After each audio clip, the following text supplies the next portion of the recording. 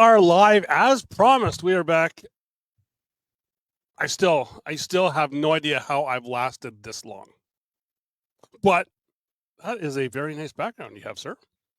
It's kind of cute. Listen, I had to dig it out of the archives. I had to dust it off and, make sure it worked a little bit. Well, let's just say we are glad that Mark finally gave it to you. Yeah, it only took a year. Yeah. As I said, if I'm getting an echo, but it's okay. As I said on the pre-live, little old school tonight. 6 years ago, that was the logo, and I was kind of thinking back on that today, and the classic start off stuff, right? Because that logo came up on a napkin at the 801 Tavern here in KW at a league night. Matt was like, he just kind of like, it was like, what if we do like this here kind of logo? I was like, looks good to me. So he said, that will be the down and back logo.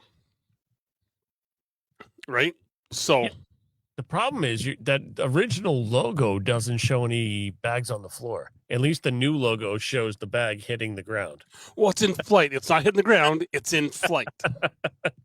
It's in flight.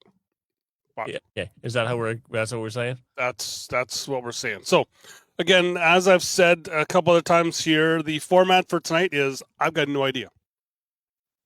You have lined up a couple of guests to come in. And it's we're just gonna go and have some fun. We are on Facebook only tonight just because of the format that we're using. The other newer format, little confusing for people getting in. Plus, we wanted to have it where we could stage up backstage. I have, as I sent you a picture, Donny, I've got the bottom covered. You do. So I cannot see. So tonight, we're literally doing this as your life, Doug. The last 6 years of your life, even though you've quit about 472 times, and that's just the last 30 days. Yeah. Yes. There's times when it is just a little rough. And you kind of have, you're like, this is really worth doing this. Kind of those moments, right? And it's just. But being the producer. Good day, Mr. Spencer. Being the producer sucks because I'm trying to do this stuff on the fly. I might have forgot to send some people the links. So. Oh, okay. So, yeah. Well, just one guy. I forgot to send one guy that link. Okay. You don't like him that much. He might be on. He might be on Google. Okay. On Google. Yeah. Okay. Google Maps. Oh, okay. Oh, okay. Yes. Oh, okay. That guy. Okay. Now that's But no, it's I know you were having some guests coming in, and I said, I want to give a couple minutes off the top. Is, we talk about all the time is that this show here would be nowhere if I didn't have the start with talking about it with the kind of little bit of a push I had from my cousin Ben, who does the show on YouTube for a music show, which I didn't get a chance to get on his show because they were the first 40 subscribers that I had over on the YouTube side. And then Matt Plyle is another big guy that, Octane was part of the show. We kind of went our separate ways. He's not a big guy though. Well, yeah, he is. No, he is a little short. But no, he, when we did part ways with the show, there was a lot of rumors out there that we didn't talk. We hated each other, and nothing could be further from the truth. And that's what I've said. I said this to a couple of people here in the last couple of weeks, and that is in the game of Cornhole. You have your professional side, and you have your friendship side. Well, but here's the one thing that a lot of people don't understand about the game of Cornhole. There's falling out, and there's just moving on, right? Yeah. Especially when you're talking about sponsorships and other stuff like that. Sometimes you just gotta, you've maybe secured a sponsor for your first year. but then you realize maybe it doesn't work for your second year, right? I mean, I'm in the point right now of renegotiating all my contracts. I'm in talks right now with 2 different cornhole companies, trying to figure out which one I'm going to go with, right? So, as you move, grow, and evolve, sometimes you outgrow the relationship, and sometimes you're just moving on from the relationship from a business standpoint. I think for us there, it was more of just the businesses were just it was just better for each business to be a split. Well, Not that I'm anything with the business, but the friendship was always there. It was like, good day, Mr. Big. You're finally here, Mr. Big Mike. Is that we talked about it, and there was no official there was no official relationship with it, but we always did stuff behind the scenes. He helped still in any way that he could. But the thing is the relationship started off because he was running his company. Yep. And you wanted to start a podcast. Then, just so people know, he started running Cornhole Canada, right? The running ACL Canada, yeah, ACL Canada. Well, and I was right there with him through that whole thing. But you were right there with them, and the 2 of you took 2 completely separate paths at that point, right? Yep. You kept going towards the broadcast side. He was going to more of the fundamentals and running the tournament side. And at the same time, he brought other people in to kind of run the booth and do some other things. So it's not that you weren't friends anymore. It's just that both of your passions changed, right? And I can tell you just from being in Newfoundland is that you're both still great friends. You still talk to each other all the time. Yeah. Extreme great. We may go and just kind of say like, play up the dislike, but it's still a fun thing, right? And those are just 2 people that are real big parts of why I did the show. Doug, it's time to bring the first person on. I gotta bring the man that kind of made it all happen for you. Everybody thinks it was me, but because I was the first Cornhole podcast, but I'm going to bring mere days. It's only it doesn't matter. I was still first, and I was so good I made my partners quit. But I'm going to bring in a myth, a myth, the legend in the game right now, Doug. Okay, coming to the stage. Oh, okay. Well, no. So you weren't first, Doug. He was first. What's that? He's the OG. He is the actual reason. He's the reason why I started doing this show is because I was watching his weekly stuff. He doesn't count. He was working for the organization. He doesn't count. He counts.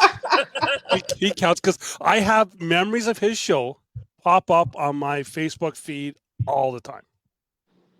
Yeah, that was back in the day. I'll never forget. Well, first of all, congratulations, Doug. And thank you very much. I know it's been is this year?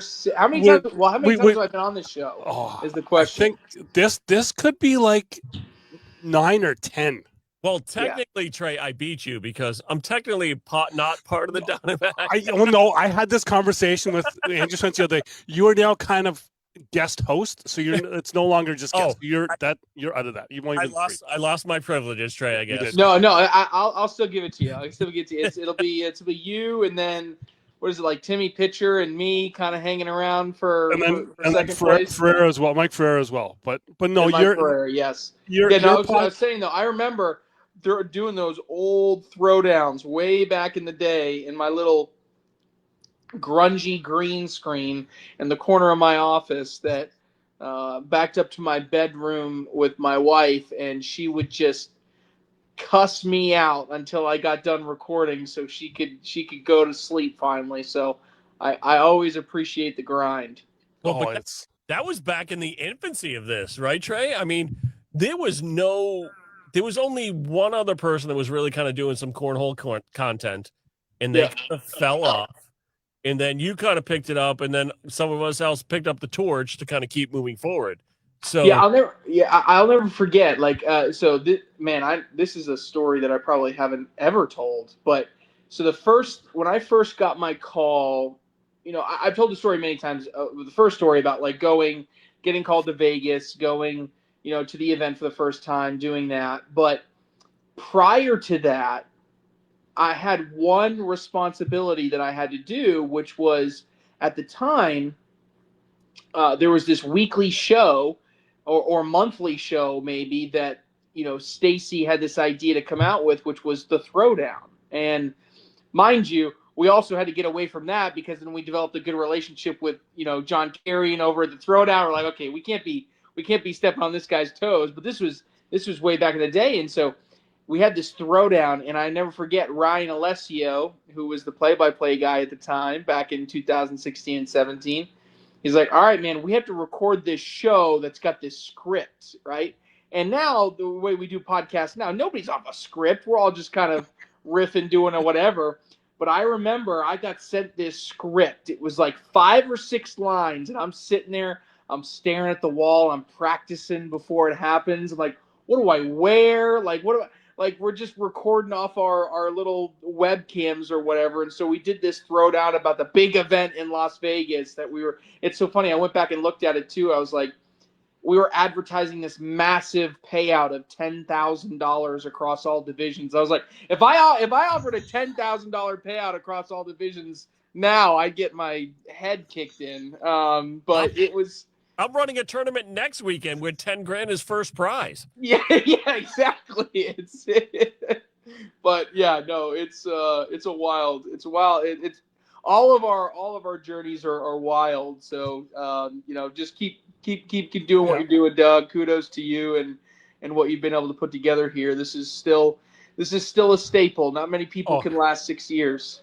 You talk about the script, and I think I had a script for the first show and trying to figure out what it was, and I was like, after like 10 takes, no, I'm just gonna let it go. And then we used to talk off air because I used to do results from all the leagues during the week, and you'd be like, how can you remember all those people? I'm like, wait a minute. I remember a production meeting in the first ever international quarter-mile across the border tournament where 2 people might have been standing in the middle of center court with scripts practicing. No, there was no script. You two were. No, there was no script because I messed up. We did 2 takes because I messed up. It was like 72 takes with you two trying to figure out the ESPN intro. Well, I guess in the new era, am I the first guy other than Jeff McEriger to do an ESPN broadcast with you? So I did. I was trying to go back and through all of that. So I started with Ryan Alessio, and then it was after that. It was actually a guy named Evan Lepler who did all of the 2019 season. And what's funny is, again, I guess it's story time, but Jeff always likes to say when he asks people, he's like, I was just the second string guy that they put in state, because that the funny joke is that we when we went through and we got done with the 2019 season, we turned around and we tried to get Evan back for the 2020 season, but Evan was like, no, I got to do ultimate frisbee. I have these other commitments. I can only do 2 events out of the year. And we're like, no, we need someone all year. So we called this random guy, Jeff McEriger, and we're like, you want to try it out? And sure enough, it went all the way and ultimately led to Jeff sticking on, and it's just been a home run ever since. So that was Jeff. So I think you were probably next there, Doug. So I guess in the new era, because we got the new era post COVID, I guess I'm the second after. But Jeff. It was only one and done. He was up there in his first time I've ever seen Doug without a hat on. I had many pictures asking if there was snowing outside because Doug, you beat me because I was standing behind the broadcast booth at Spencer's, and one of the team member comes over and goes, "They're on an interview. Please walk away." And I'm like, "Excuse me." No, that was great. I mean, just being able to be up there and seeing the first, Canadian event, being a part of that, and obviously Doug was a big part of that and a big leader in doing that. And then it was great that we got to play cornhole after. I got to kick his ass for a little bit, and that was fun. Okay, and then it was for a fourth time is going to be the charm. The next time we get in the same venue, because I'm 0-3 right now. Yes, I know. Yeah, you called the game, Donny. Yes, you didn't just kick his ass. That was a humiliation. I'm only good for a couple of those in a lifetime, and Doug, unfortunately, you got the brunt. You got the brunt of it. I'm sorry. Trey, there was 6 corn dogs in that game. Actually, I do have video. I do have video of Trey throwing one as well too from like our first game that we played. Yeah, that was 1 out of 72. Oh gosh, no, it's always fun. I mean, I always like a couple of the live stream folks over the past couple of years have done like a little commentator cup, and I've gotten past embarrassing myself that much. But it's always fun when you do that because nobody ever sees, us behind the cameras. Nobody ever sees us throw, and so people are always thinking like, "Wow, are these guys roll bagging? Are they throwing airmails? Can they spin a bag?" I mean, it's always fun to get people's reaction because I always get the same reaction when I throw. It's Trey, you got a really good bag. You didn't throw it straight, but you got a really good bag. Well, and I'm seeing in the chat that Russ Fisher says that yes, it was an ass kicking because he was standing next to Stacy when we were playing in Niagara. But Trey, they're the ACL international broadcasters have never been invited to any of those tournaments. That's true. Yeah, we'll have to do like a mega 64 person bracket and get all personalities across. We'll have to have like regions. It's like podcasting up in the corner. Yep. It's live stream in the other corner. Like it's just we got them all spread out across everywhere. Well, the thing with it is, Stacy doesn't know, but I did work for the ACL for 2 events in Canada this year. He never signed off on it. But, no, you're only up here once. What's that? You're only up here once this year. Well, last year still counts, so we're gonna go with 2. Canada's kicking ass and taking names. You guys are growing like wildfire. I love it. So do you have anything? Whenever you come on, you usually break some news. Is there anything to break here tonight? Trey. Gosh, is there anything I should have came more prepared. More prepared for some breaking news. Don't tell them I bought a team. Oh yeah, that's right. We gotta keep that under wraps. No, it's man, give me a couple weeks. I'll have some great news. I know when Matt did kind of give me the news about when our opens were going to be this year. I remember my first thought to him was, do you really want to have a tournament that weekend? Because our open number 3 this year up in Edmonton is March 13th to the 15th. Oh, it's scary.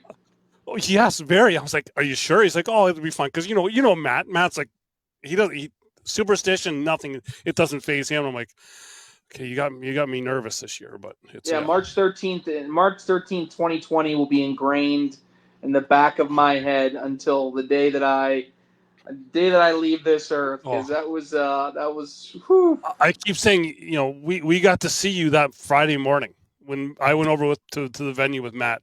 And we've talked with his maintenance, and you and Stacy looked just absolutely exhausted.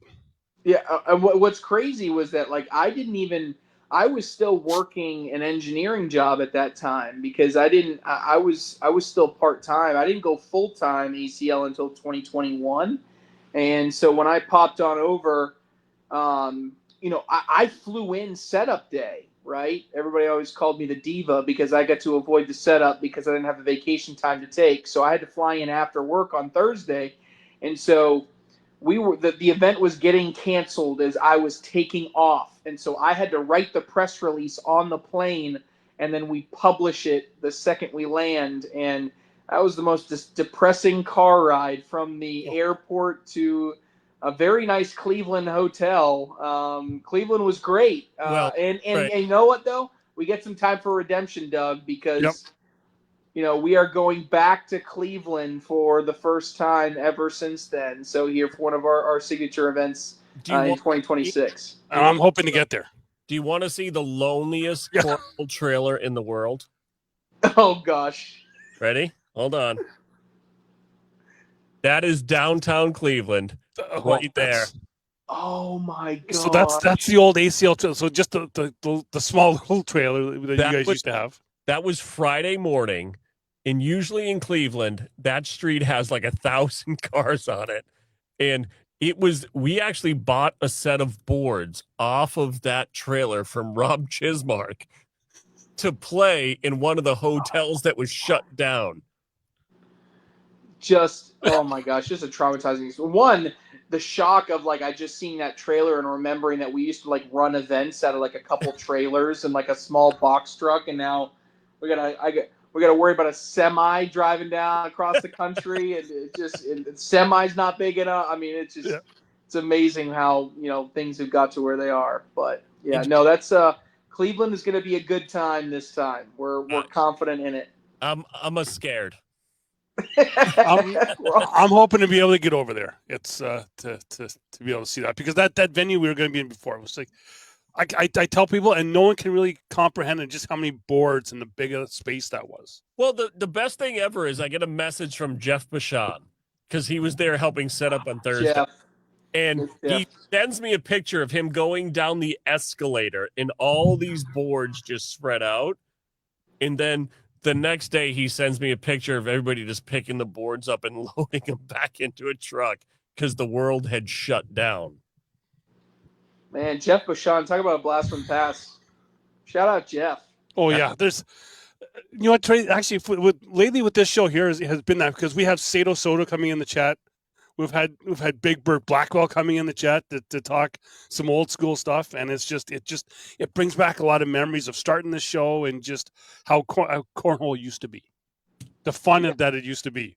It's evolved so many different times. I mean, and everybody's like, it's all like generational too. Like everybody reminisces about when they kind of joined and the people that they joined and like the classes of people. Like it's not so much exactly when pros became pros, but it's like people got in around the same time, right? Like people that got in the 2013 to 2016 time frame, they all have kind of similar play styles and ways they talk about the game and the memories that they brag about and that they have. And then you get the next group for the next couple of years. And, even then coming out of COVID, you have the people that, picked up the game during COVID, right? So they have a different appreciation for it.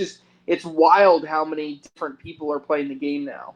Well, I quote you all the time, Trey, because when we go to events up here, people are saying how this person goes, like, we haven't seen the greatest cornhole player in Canada yet, and which is something you told me right off the start.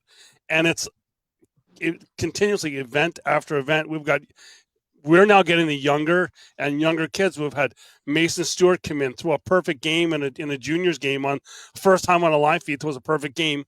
And then our last couple of events, we've had another younger kid who's just become pro this year as well, Landon Chavra, come up. And it's just, these kids are getting younger and better, and that's why I'm glad that you've put me over on this side.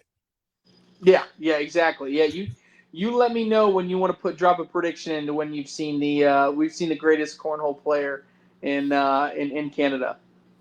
Well, for sure, but yes. Trey, the other thing I heard all last weekend, how many people saying, why don't we go back to one set of bags on the boards?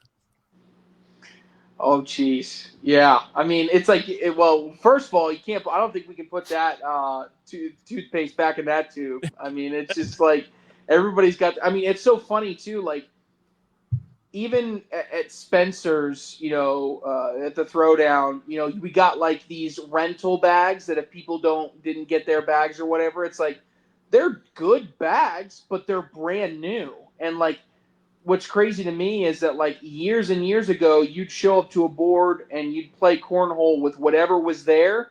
And sometimes they could be brand new. They could be old as dirt. They could be corn filled. There could be 3 corn pellets in there. And like, you just didn't know. And now it's like the idea of throwing a very nice, but completely brand new set of bags is just unheard of. It's just like unheard of. There's also people that will throw the same exact bag with different stamps on it. And like, I can't throw this bag. And it's like, it's the same bag. Well, it just has a different company on it. Talk about throwing old school bags. You got my cousin Ben, who is, along with Trey, is Ben had the show on YouTube, which got me here. Ben throws an old set of, you ready for this, Trey? The USA Series slide rights. Heck yeah, slide rights. That's what Ben throws in his yard there. So he goes old school with that. I don't know why they call them slide rights, because if you don't throw them properly, they do not slide right. No, so sometimes we would, if it gets too sticky out, we start calling them slide wrongs or slide lefts, whatever you prefer. And but either way, like I come from the generation of cornhole players that everything was swayed.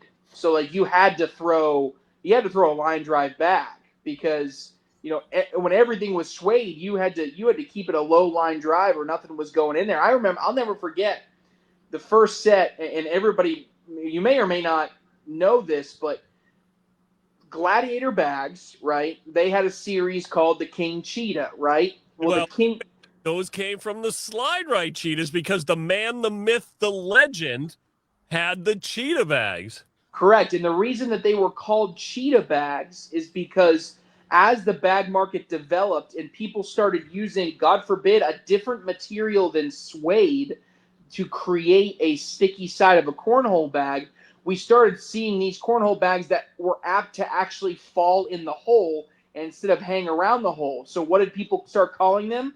They started calling them cheater bags. And so cheater bags became any bag on the market that wasn't suede or would fall in the hole instead of hang up on the hole. And so then, of course, the brand name of cheetah bags was started, and the rest is kind of history. So, yeah, certainly.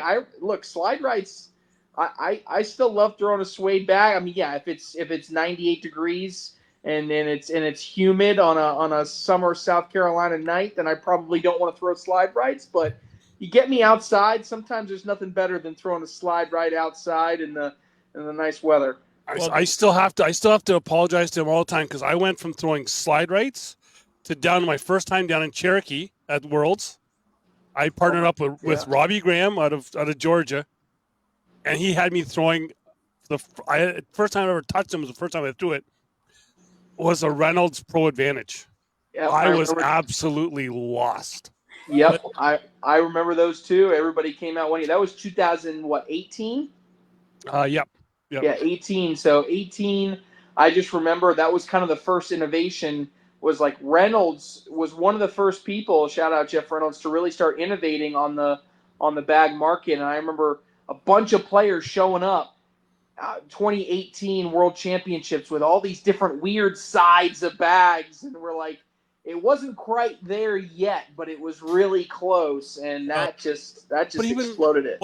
Even the bags at Worlds that year was like you had like the Boardman bags, you had rubies everyone had rubies, right? So it's all those names that aren't even around anymore. Yeah, but one of the top players in the world this year started with purple Pro Advantage bags. Purple Pro Advantage bags. My God. Do you remember who that was, Trey? Purple Pro Advantage bags. Gosh, I don't know about purple. It was Tony Smith. That was his first bags that really exploded him onto the scene when he was throwing in his backyard. Yep. It was those purplish lavender Pro A bags before he became Tony Smith. Pro Advantage bags, that's another throwback. Those things were gold back in the day. I mean, that was like the first big like kind of roll bag. I mean, people were. One other bag was better. The Jekyll and Slide. Oh yes. Okay, no. The Jekyll and Slide would roll backwards. You throw it and it would roll back towards the front of the board after it made contact with the rubber. But after it moved the board 7 feet that way. Yes, exactly correct. Exactly correct. All right, Doug, I gotta run, but I just wanted to jump on. Donny messaged me. He said you gotta come on and say hello to Doug. Kudos to what you've been able to do. It's been an incredible run. I hope you're on for 25 more years. It's you're a great voice for Canada, and I love just to see all the momentum that Canada continues to bring to the game. We're proud of all the Canadians that keep playing. So thank you to all of you that are playing and listening. But Doug, first and foremost, congratulations to you. Keep on rolling. You're doing a heck of a job. Thanks a lot for that, and I'll be contacting you about contract negotiations because I'd like to see either like Josh or Kat come up here to help with keeping the games rolling on the live feed. Okay, yeah. I gotta get Donny has seen that where I've got like 10, 14 minutes of waiting for people to get to the boards, and I'm like, I need Josh, Keck, and I need or Kat. I love it. Thank you guys, Donny. Thank you so much for inviting me. Ben, thank you, and really appreciate it, guys. And keep killing it, Doug. And Ben wants to have like live music acts at events. Something to do in the evening. Something to do in the evening. I'm just saying. Yeah. I love heavy metal. I love it. All right, thanks, guys. Yeah, thank you. So we go from the one guy who helped me start off to the other guy who, and we had many talks, Ben. Well, but wait, many. You're like, how do I get this voice out to the world? I'm like, well, no. First of all, I don't think you should do that, but all right. And you didn't take my advice and you started doing this. Well, yeah, 6 years later. 6 years not later. even on the YouTubes anymore. I'm like, I can't even comment here. I'm kind of on the YouTubes as well. Like you started kind of getting the back. Because it wouldn't let me sign in or anything. It's like, oh, this is only face space allowed or something. Well, because we went back to StreamYard. I don't pay for StreamYard. You two had a little show also during this time. What? Oh, yeah. Yeah. Sorry, lifestyle choices. What? I'm that cousin. He is, yeah. And I was thinking, I took because that set is actually behind the curtain still. Wait, what else? And I actually just took that down. His is stage left. The next. He just passed the pan over, and it's But Ben, ask him what else is behind that curtain. Well, yeah. No, Ben knows because Ben's purchased some of that stuff for me in there that's still unopened. Ben, we almost killed him with a 40-year-old shot. Yeah, I keep it right here. Yeah, for memories. Yeah. And thank you for that, there, Mr. Halford. He drank it, so I didn't have to. What? What's up, Craig? Craig, you got a fan, Doug? What the fuck? Yeah, I got one or two. Actually, I noticed the chat quite active. What's up, Pep? Yeah, I did see you here. For a hippie in the chat. Yeah, I don't know. But Ben, you and your fan base,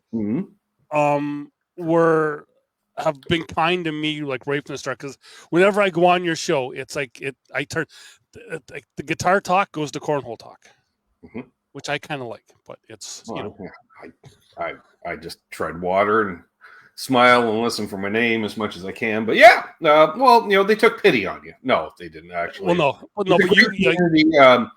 Donny knows it quite well as well, and they're a great group of gents. And let's be honest, like a good portion of my audience is south of the border, where this game's been happening a lot longer. So they're like, "Oh, yeah, I've been playing this for 10 years." Oh, okay, Doug's got a show.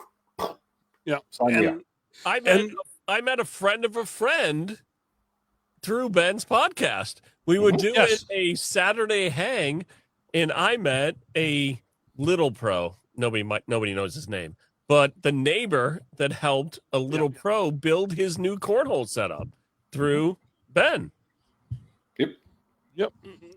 But Ben, I like my one thing is I seen your show, the way your show goes on. Right. And kind of how it works. And I was like, that is what we really needed in the cornhole world, and that's what we've. It's now taken 6 years. It's now taken 6 years. Yeah. We're kind of starting to get there with I can see that because, and for those who don't watch, so everybody other than Ken in the chat. Yes. I think there's a couple others. Yeah, I do the show called the Sunday Night Hang, and the idea is it's like hanging out in the green room before or after doing a gig with your bandmates or your friends, or in between rounds of practice at your rehearsal space. And similarly, I know like in the cornhole world, you're not constantly playing. There's downtime, Donny. Like you might have. And so what are you doing? You and Doug and me, we're going to be standing watching two guys play.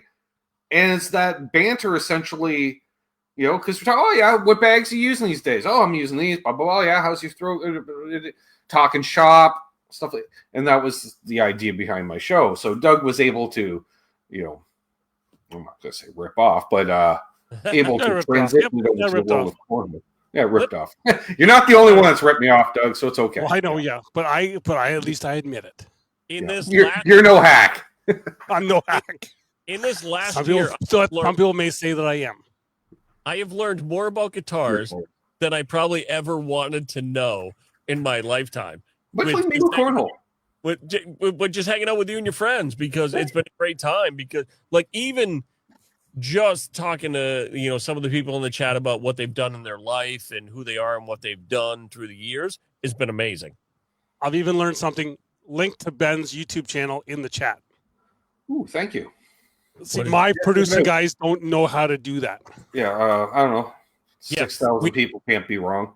We don't have a sim. Yeah, we don't have Trev here. Yeah, we don't have Trev. We don't have Trev. Yeah, you need a Trev, Doug. We need Trev. Which Trev and I debuted a new show on Sunday. Oh yeah? Yeah. Yeah, Hot Dogs and Hash. Guess what the show's about? Yeah. Cooking? Yeah. Yep. And I just all kinds of things. I just put another package of what I did on your show the one time, just for the sympathy part of it, was it the gummy? Yep. Oh, like these? Yeah. But mine wasn't like that though. Mine were just the regular clear bears. Yeah. But mine are a little more murky. But but your show is just it's just fun, right? And it's you guys get deep involved, and we could get that deep involved with Cornhole as well. And much like you, I know, like when you say, like when the pro tunes in and goes, yes, this is cool, this is what I'm down with. It's the same as when I have a pro, either on panel or in the chat, just reaffirming what I set out to do. This is just like hanging out with my mates in the tour bus type thing. I'm like, well, that's a legit rock star in the chat saying that, folks. Or and for people who think we're saying that, there is that you really do have those people on, because you got Pete Thorne, who's an accomplished musician. Very. And then you've had he's always on the road now. Well, yeah. He's going on his 4th tour in a couple of weeks of the year. Just this year, 4th tour. Yeah, and there's a couple other bands that I'm hoping that they come around Toronto here that you might go to see, and then drag me along, and I can bring some boards along with you. Right. Toronto? Right? Yep. Toronto. Yeah, unfortunately, Pete doesn't tour Canada as much as he'd like to, but man, just this year alone, he was doing like all of England and a little bit of Europe with the Classic Rock Show, which is kind of what it is. They play a bunch of cover tunes, big production, based out of England. And then he was on the road with a couple guitar players, Steve Vai and Joe Satriani. Never heard of them. They decided they needed a 3rd guitar player, so they hired Pete. Then he was home for a week and a half, and then he went out on the road until last week with Five for Fighting. That tour just ended, and now he's touring Japan in a couple of weeks that he can't quite announce yet, because you don't announce that stuff until everything is signed. And but there's the hard way. Not that I had a legend of the industry chew me out on the phone one night. Yeah. But like we've even with our other show that we did when we kind of stopped doing it there, we almost had, could have did a crossover with that, because just so happens that race that we usually went to, a band of guys you have had on multiple times was going to be at that race, and we're like, oh, of course, right? Which would be I'm good friends with Sean Hurwitz from Smash Mouth. So.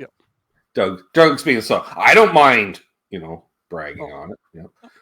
No. I'm much like Doug. I grew up in small town. I grew up small town, not so small towns, but smaller town, but small town in Canada. And now, my Rolodex, if you want to call it, my contact list, there's some names there that I'm shocked that I are aware of me, let alone maintaining friendships with. Well, exactly, and you've had like people on that play with like Ricky Martin and Enrique Iglesias. Like you've got some big names that go on your show to talk. I just get him. Well, that's okay. I've had him on too. I like having him on. Hey, I'm better looking than Julio Iglesias. Okay. Well, actually, we're going with live now in 2025. Yes.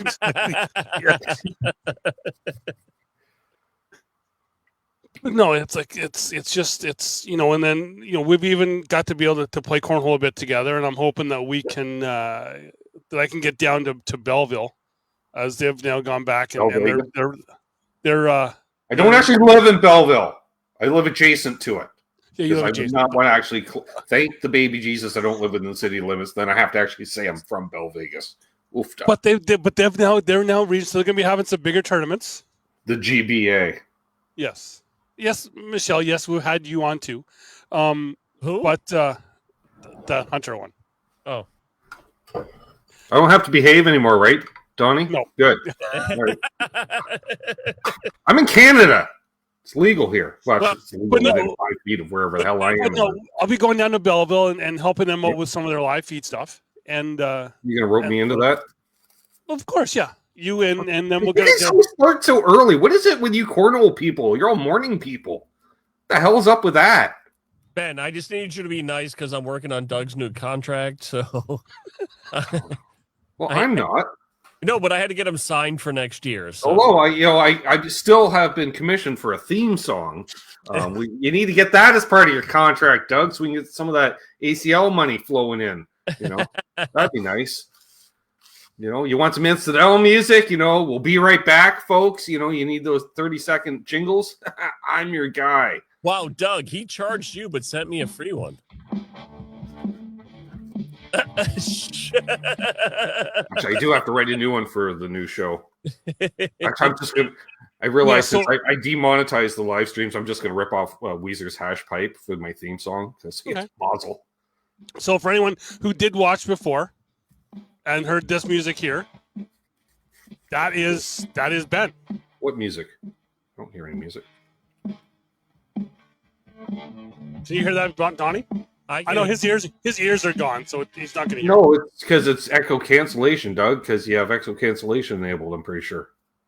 Well, Donnie can hear it. You're getting a bit of a thump of a beat, and that was about it. Okay. And then the rest was compressing like it was underwater because you lack headroom. Therefore, it compresses, and it sounds all murky. I know this because I've produced albums in my life. He produced albumins. Well, no, actually, I produced album, which wasn't even one of mine. Like I've done multiple. I did one, and I didn't produce it. But Richie's album I produced, and you heard it. I did, yep. And there's still reference to said album in NASCAR country. Yes, there is. Yeah, if you how often they paint the washrooms in Charlotte. Not very fucking often. If you're ever in Charlotte.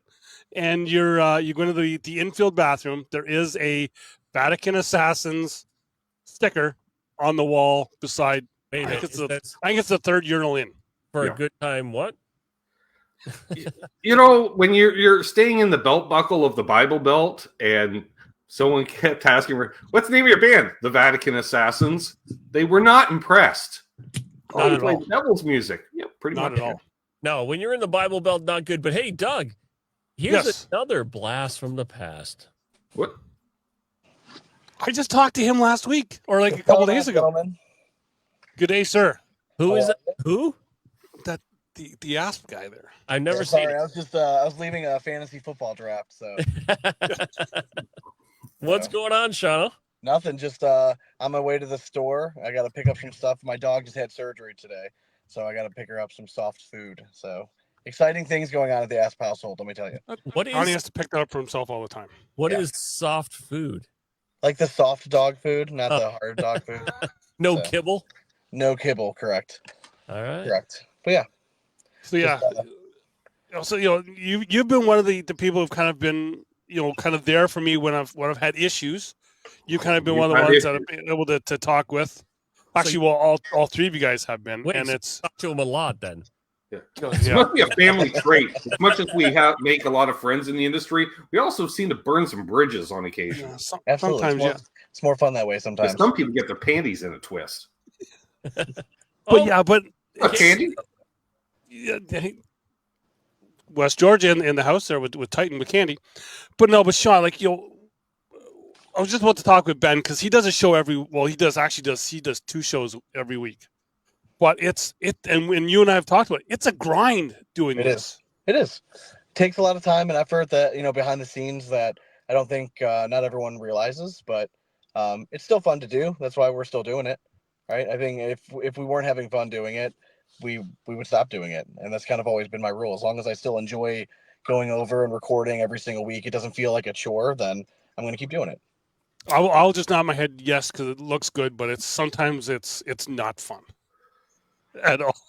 I get it. Well, I mean, also too, you're a lot of times like you guys are at separate places. For me, it's always been an opportunity for me to go hang out with my brother. I mean, once or twice a week. It's a guarantee that we get to kind of hang out and do something like a hobby that we like. Yep. And it's cool to say that like not many people have been around like been able to stick doing it this long. A lot of podcasts they burn out. So there is a testament to putting the work in, and I applaud everyone that is able to get it going. And you're one of the OGs. You're still here. You're only a couple months short. You're 6 years as well. Yeah, so we'll 6 years would be like in like January, like that. So yeah, we're around in the circle, and cornhole it's changed so much over the 6 years. I'm excited for this upcoming season. They're bringing an ACL signature event. It's going to be in Cleveland. Yeah, the world's shutting down again. Thank you. Yeah, so we're try to avoid the pandemic and all that stuff. Well, at least we have taken over the March 13th to 15th open weekend. Okay. So it's not. So we want to do something. We want to do something for this, like the signature in Cleveland, because ultimately we don't know how long we're going to keep doing like the cornhole route for the show. You know what I mean? Like there's more shows that are popping up, and life goes on and interests change and all that kind of stuff. I think we'll always have some aspect of cornhole part of it, but the week in and week out, it gets difficult trying to find topics. It's funny because there's new podcasts that are popping up, which is awesome. I love seeing it. It's good, more exposure to the game and the topics that they're covering. I can remember like 3-4 years ago covering the stuff. And for me, like, I don't want to talk about the same stuff we've been talking about for years and years and years. Wait, so can you give me the truth about the new podcast? The whole truth? but no, and I know you've probably had it. I know I've had it, and I know Ben has it with his show, with his music show. Is that you talk to guests to come on, and then you get time to record, and it's like, okay, you're not looking at my message to you. You're not you haven't responded to me. Like, are you going to come on? Started, Doug. Or there's times where it's like last minute you get like a no show. Wait a minute, Sean. How many shows do you have in the can that you have never put out there? 2. 2. Okay. 2 episodes we've never put out. Yes. Because sometimes it just goes off the rails. One more recent and one much older. Yeah, so, one way older. One way older. Yes. I think that's back when I was doing another small podcast. Correct. Yeah, it was during our first. I think it was like the end of our first year when we canceled the first, and I just did not like it, and it just wasn't up to the quality that I wanted to put out, so we just decided not to air it. So, yeah, I think I've had 3 shows, and Ben can remember the one. One was an actual live show that I cut off after about 10 minutes. Okay. As there was an ACL pro who's now just retired to become a teacher, but he forgot that we were going to do a live show. Okay. And he remembered on his way to a blind draw, so he tried to do it from his vehicle driving. Oh, while driving. A little tough. Yes. I'm parked right now, so I'm not driving. Well, yeah. Yeah, I'm parked. Well, this guy was trying to get his phone working and driving, and he had passed you with him trying to do it, and it was just a train wreck. Gets a little chaotic. For 10 minutes. Gets a little chaotic. But there is still one podcast that's been rumored for 5 years that still has not launched. We're talking about the Austin Raynard podcast? I didn't say any names. I'll say it. That's fine. I'll say it. So. Oh wait, one more person has shown up, Doug. Oh, another guy, Mr. Tscherne is showing up. Eric, how you doing? What's going on, Doug? How you guys doing, man? We're doing Not too bad here for been around for 6 years. I think we had Trey on earlier. Hey, Tscherne, this is not a shot at you. I need to go though. Doug, congratulations. Okay. No, yeah, you're awesome. you got to get the dog food. So that's we'll talk again. Eric will handle it from here. No problem. Definitely. Later, guys. Yeah. Have a good one. Eric, I was just thinking, whenever you've been on the show, we've gone like 3 hours. Each one. It looks like you've been going for about an hour, so that's pretty cool. Yeah. So it's but I haven't seen Eric in like a week. A week? Oh yeah. Not all of us get to California. Hey, listen, I had fun at Spencer's. I drank a lot of beer. I got some big wins, as Donny saw, and I made some money. So, still got it. What you were in like what, top 10? Top We finished 4th in our bracket, Ty and I, so made some money. Good time. And you were on one of the greatest live feeds in the whole wide world. Yes, I went back and watched it. Thank you. You guys were kind. Definitely tough always playing such good players straight out of the gate like that. Right off the rip, playing Crips and Humans was real stressful. Well, that's also hard too, because a lot of those boards out there, they were baking in the sun, so they were playing very different than. Well, and then like you go to play a tournament like that, and the broadcast court is 180 or 90 degrees turned from all the courts that everybody was warming up on. So immediately, that's why you saw shuffle at the beginning to like, hey, I'm going to throw into the wind because I throw a little harder than Ty. Let him have the ability to feather some bags and pull some stuff off, and turned out to be a good strategy. I thought you were going to say it was like 180 degrees, like temperature out. No, but it was wild. The swings were wild. Broadcast courts were going this way, and most of the regular boards were going this way. So it kind of made you kind of rethink and change some stuff up.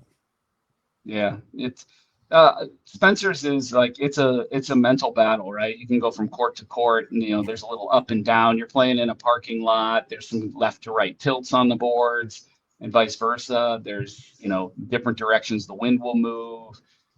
Stuff will change throughout the day. It'll be hot. It can get cool. It didn't really get cool this weekend. It was in fact fabulous weather for Cornhole tournament. Never got cold. Cold around like 6:37 because it was so warm throughout the day. When it hit about like evening time, the wind kind of picked up a little bit. But also coming into the live feed courts, you were throwing on that carpet, so when you step, your foot's gonna twist a little bit. Yeah, there was some interesting stuff, and I found that you were probably sitting all day watching cornhole, so like definitely the weather will affect you differently. I was up and played like crew cup and stuff. I never felt like it got cold, but obviously this is for my climate. So yeah, you're out there all day. Like, listen, I had my hoodie on at like 6 o'clock. I'm like, the wind has picked up. I'm a little chilly. Yeah. And if you're sitting still, it's like being on a fishing boat. You definitely need, protection from all that wind and sun. So we were under the tent, but sometimes the way the sun was coming through, I had to like soak my head with some sunscreen, which LAX. I did. I will tell you, I did catch the little comment about switching, because when I got there and was putting the booth together on Thursday, I looked up and I saw the logos in a certain orientation on the VIP tent. And then I saw them in a different orientation later in the evening. And I was like, what happened over there? Somebody was Donny and the Titan guys, I think, were looking for some they were looking to save themselves some sun exposure. I don't know what happened. Mm-hmm. So Eric, I've always loved having you on as a guest, because you're one of the easiest guests I've ever had on, because we can talk about so much stuff, right? And it's like I've talked with Ben about how we have the crossover with his show, his music show, and with Cornhole stuff, because players are so different. You've got when you're on, we can talk about like the sponsorship side. We can talk about like a lot of people in Cornhole still probably don't know. Remember we talked about it your first time on, all the other stuff you've done outside of Cornhole, like all your stuff with cars. Because I know that Ben and I did a NASCAR show, and you've got all your car stuff that you did, and it's I've always said that it's easier when you got a person who knows how to talk as well, because a lot of the Cornhole players don't have. I appreciate the kind words. I've been lucky enough in my career to do a lot of fun things and kind of chase case childhood, if you will. I've done a great job of not growing up. And, at the same time, I have gained a lot of experience at places like Mattel when I worked there and, gotten trained to do some public speaking and whatnot. So I think that helps. It helps with that presentation and the ability to not feel like it's weird to look at a camera and talk for a little bit about a topic that I know a bunch about. So. Yeah, and we've talked. The other thing is I'm still waiting for the ACL to talk to you about helping out new players coming into the game. Because I know that you've did that with Upper Deck as well, working with them. Yeah, I mean, there's a lot that they could be doing. And I think they continue to get better now that they're down to really working with that top 100. They have a large group of pros, but I know they're going to do a lot of focus work with that top 100, marketing work with them, social media consultation. So they're getting into that training piece that, like, when I would work at Upper Deck, and I think what you're talking about are like these big pro seminars that they would do with all the. Uh-oh. Lost him. This happens when you trip over cable. Been there. Yeah. Well, there he is. Bring all the rookies in.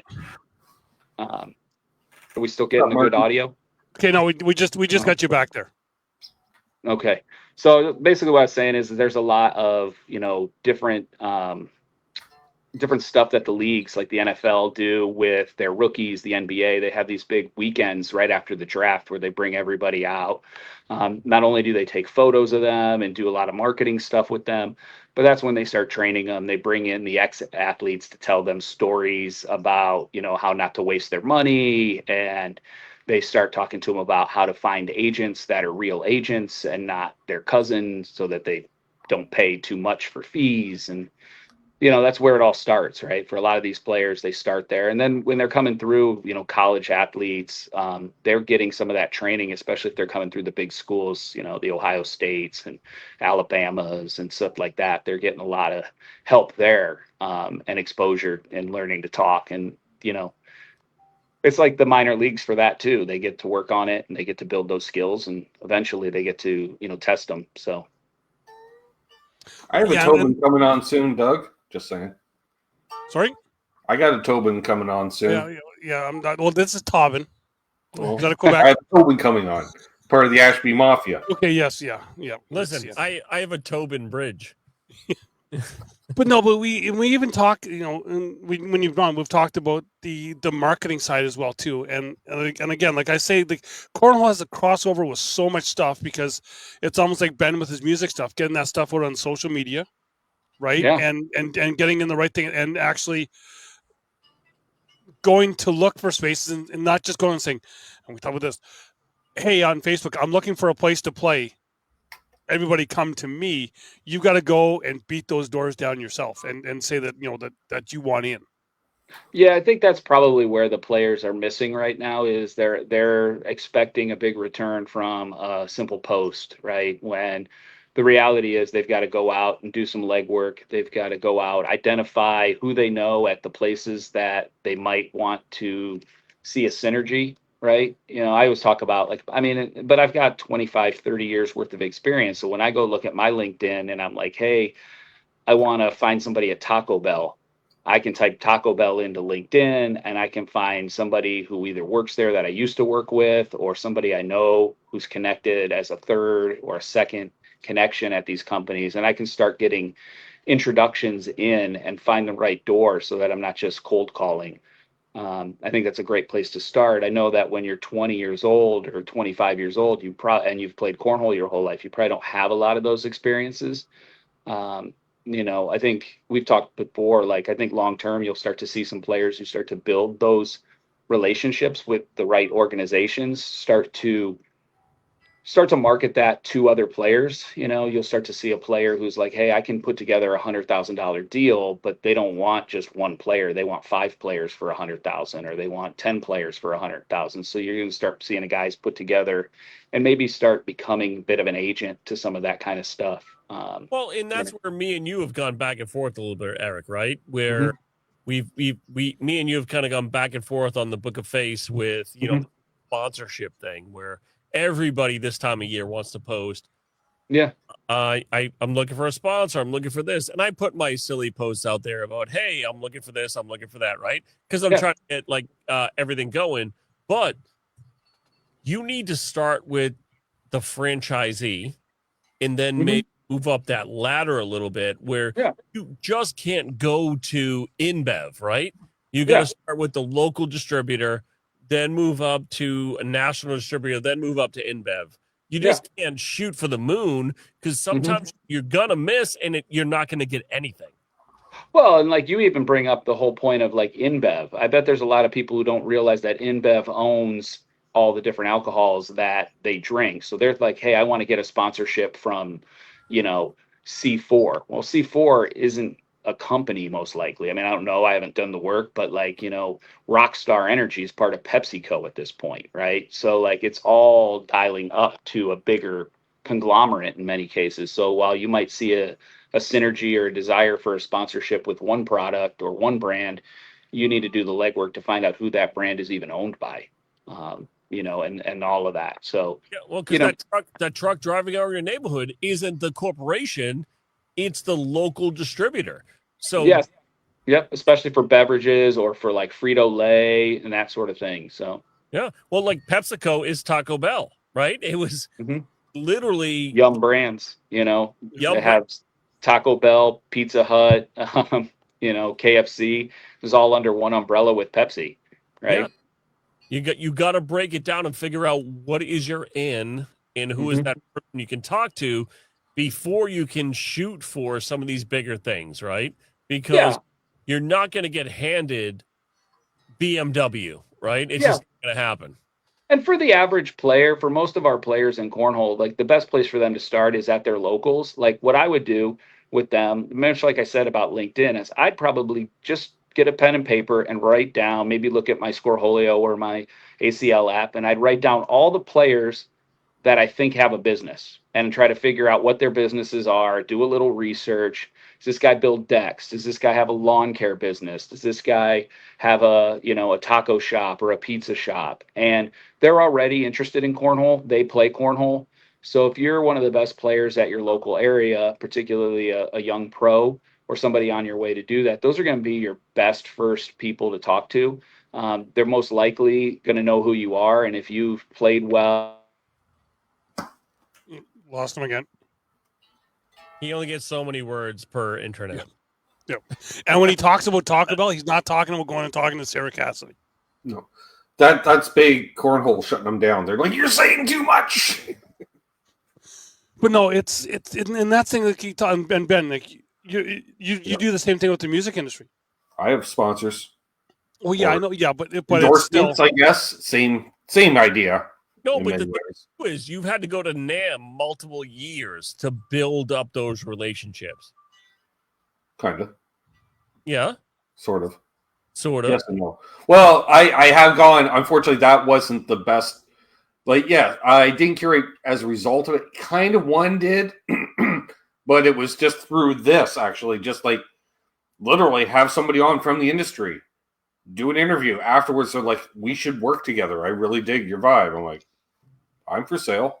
Sure, Well, yeah, and then like stuff like for you with the way you start is they don't throw out the money to sponsor you. You do like a I don't want to say a collab isn't the right word, but just like the coupon kind of code kind of thing, right? Yeah, I know you do have your pedal. Coupon codes, affiliate links, is outright endorsements, collaborations as well. Yeah, it's all part of it. You're not going to be getting that big money right away.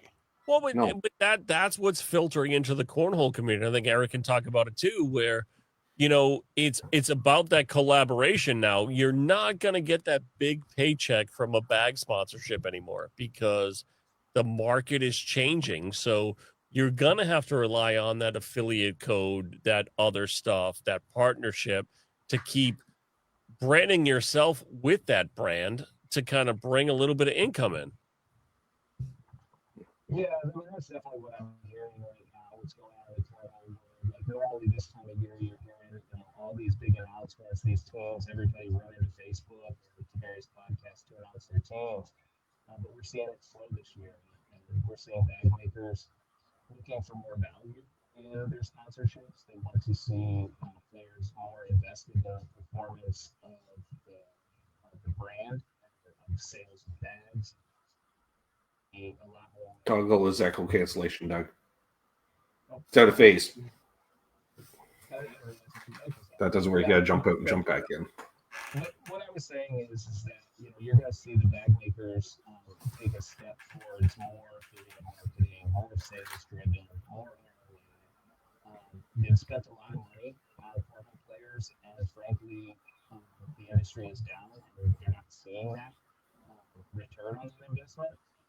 So they're going to be looking more towards players who bring something extra, players who are doing something to support, willing to sell bags. We're going to see a lot more carrots dangled and reward for performance, whether it's on sales or whether it's performance on the boards. So I think Eric, with your mic, you sound a little bit like in a fishbowl kind of right now. So I'm not sure if the audio. Try jumping out and jumping back in again. Will do. Or sometimes you can toggle the echo. Now Donny's mic's off. Donny's always a little off. Now Donny's mic is off.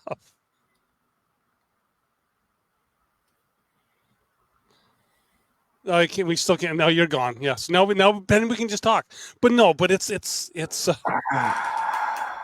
got himself muted right now. Well, now. But now it's. Thomas saying loyalty goes both ways. Bag companies are tired of people switching in players' lack of engagement and true support. I think so. It's. Well, that's the thing. Yeah, you don't want to be repping a different bag every year. Like you want to build that relationship, and I get it from bag company side too. Like it's better to support 20 guys rather than 2 or 3. Yep. Eric, I think you got your back here now.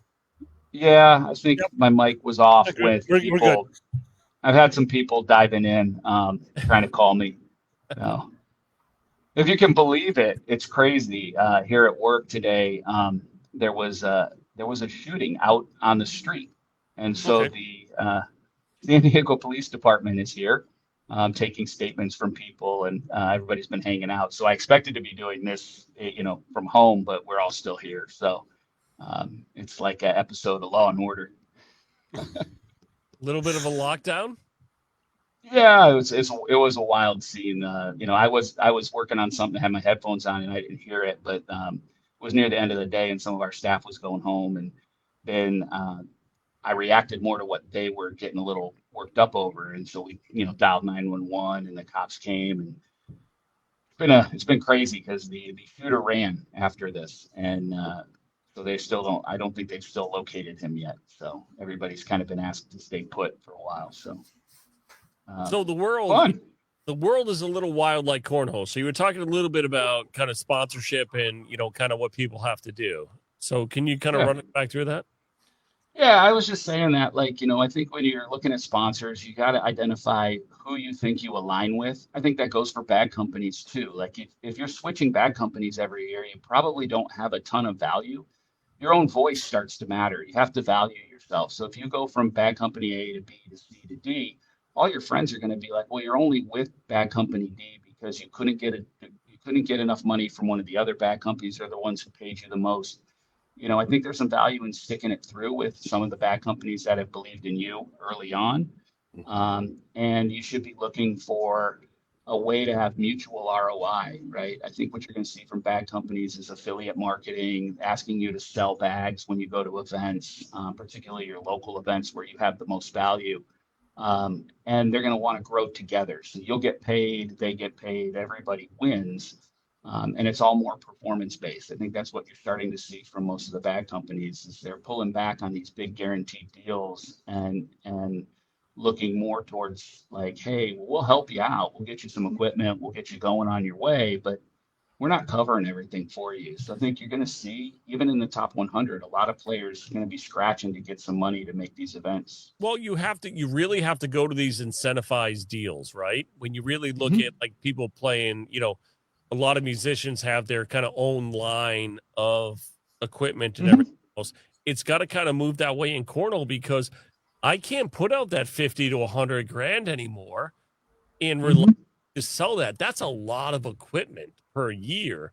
So to kind of put milestones and everything else in there, I have. And if you start doing math on that, like you said, 100 grand, right? Well, if you're doing 100 grand, then I kind of want to do like 300 grand in sales off of you, probably more, because with the way that margins and stuff work, you're making maybe 50% margin. So on that 100 grand, there's $50,000 in sunk costs. So I need you to at least move 200 grand just to break even. So I think that's one of the things that players don't understand when they're asking for 50 grand. They're like, you know, the guy looking at him's like, can I move $100,000 worth of product on this guy just to break even? Yeah, but my job as a bag board clothing manufacturer is not to subsidize your whole year. My job is for you to be a partnership, right? For us to work together to move the game forward. Well, and I think that's been the big change, right? Like for a number of years, you see most people asking for somebody to subsidize their cornhole journey, right? We've heard that they're always like, hey, I need money for travel. I need to get here. I need to get there. Well, what are you going to do for me when you get there? Ninth in your bracket isn't selling me any bags. You know, so the reality is, well, you want to go chase the pro thing and make some money. I really need you to be active in your local area, in your regional area, in your state where you are the best player, right? Most of these new pros are these state level pros. They're at the top of the rankings in their state. And they got there because they played a lot. They went to enough events. They earned enough points. They had high enough finishes. They are the best players in their state. Well, we expect another season of that. We expect you to chase it, go on everything, and then to be a really nice guy while you do it and maybe move some bags. Well, I was just going to say that, where, you know, not just how you play isn't just a factor in it. It's also how you are off the boards with around other people and just kind of how you carry yourself. Yep. Listen, me and Doug, we're not the greatest players in the world, but we were fourth out of those 75 teams in Canada that were just in our division. No, but the thing with it is like, that's my whole goal every time, right? I'm not the best player. I'm there really more for the hang and have a great time and promote the brands that promote me to help me continue my journey through cornhole. They're not paying my way. The lady upstairs right there is paying my way for this game. It's not the companies that I deal with. It is literally for me an outlet to go keep playing. But for pro level, they need to do a little bit more than I do. And I just feel some pros don't do that. I think a lot of pros are leaving money on the table, right? Like I've gotten a chance over the last few years to really look at, you know, the ultra players in particular. And I can tell you a lot about who's driving sales, who's having their code usages and things like that. You know, people are missing on social media. They're afraid to do it. They aren't putting in 2-3 hours a day to maximize their social media. They have full control over the marketing of their social channels. Nobody to stop them. They can put out whatever message they want. I've had people on Cornhole Network. I've asked them at opens to shoot a segment with me, and they said, we're busy. We're going to go to lunch. I'm like, really? You don't have 30 minutes to do a segment that can get your sponsors some exposure? Even five. Yeah, I mean, like literally, it doesn't take that long to get a few minutes worth of footage, a couple of good sound bites, you know, and the chance of doing that, right? You know, if somebody's bringing in professional equipment, going to do all the editing, do all that work for you, and you'd rather go get a cheeseburger, that just seems wrong, right? And I think that's the kind of stuff that people are going to be expecting to see change, right? They're going to be expecting to see people scrambling. How do I get exposure? How do I get in front of that camera? How do I get my message out and consistently?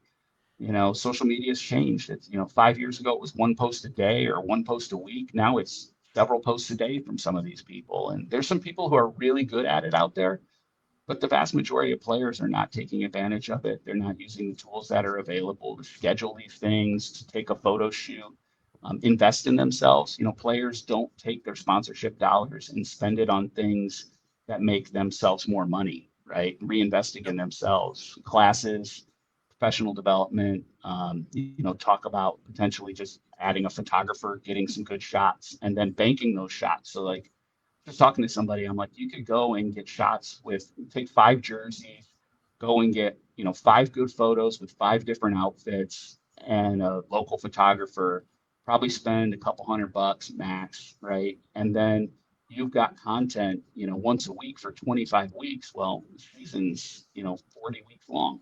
So you're more than halfway there. And you can schedule that stuff out so you can have posts ready to go while you're at the Open or you're at the National. You can schedule all that weeks ahead of time. You don't have to do it on site. You don't have to be distracted by social media. There are ways to do all this stuff to give yourself these advantages. So players are going to need to take some time to learn about it, and you can learn a ton of that stuff on YouTube, but that's, again, hours of time. You have to put in the work. And that's a professional side of cornhole. Unless you're going to pay somebody to do it, unless you're going to get an agency or a firm to do it for you, the expectation is you're going to need to do it. Well, even just, even at events, like from my life, so I'm sitting alone. I've said to a bunch of you all the time, come over. If you see an empty chair, come over, sit with me, talk about your sponsors, talk about whatever. That's free advertising for you. It helps me that I don't have to talk all the time, but it's free advertising for them. Like I was at one of our provincial tournaments. We've got 30 leagues in Ontario. So there was 30 leagues that are represented there with their actual people that are running those leagues that were there. I said to all of them, if you see an empty chair, come and sit by me. And of those 30 leagues, I had 1 league come and sit and talk with me about their stuff. That's the perfect time for you to go free advertising, and just nobody just wants to go on and talk. It's also an opportunity. Dude, that's what you got to do. You got to promote. It's like anything else. Exposure. It's everything. And there's practice that you can get from that, right? Like you're an easy guy to talk to, right? You jump on that podcast, you jump on that chair, and you just talk for 5 minutes, talk a little bit. You're going to ask him, you're going to tee him up some really softball questions like, hey, so you're from Toronto and I hear you run such and such group. Tell me about it. What night do you run? That they know. So once they forget that they're talking on a mic and, it's pretty easy to, handle it. They'll just, start to build those habits and understand how to deliver when it comes to content. But that's the thing. I mean, a lot of people lock up when they get on the live feed boards, right?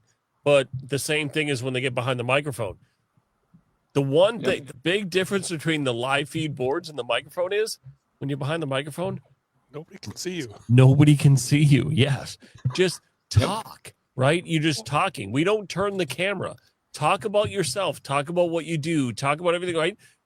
Even when, like Ben, when you're sitting in front of the camera, you don't know who's watching, right? You're doing all your reviews and everything else, and you're putting it out there.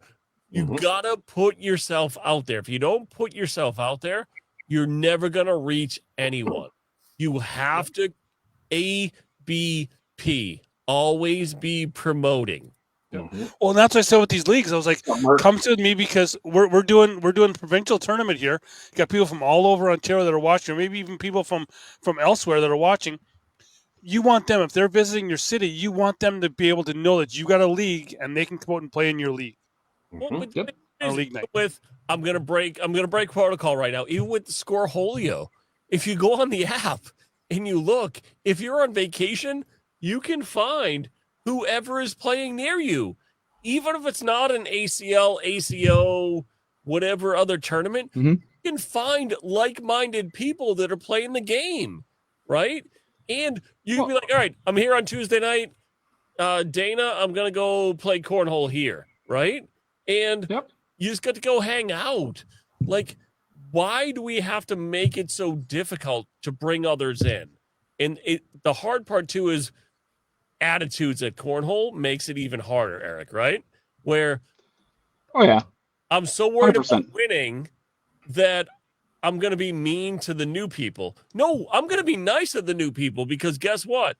Their 10 to 20 bucks every week is going to put, if I can win, more money in my pocket.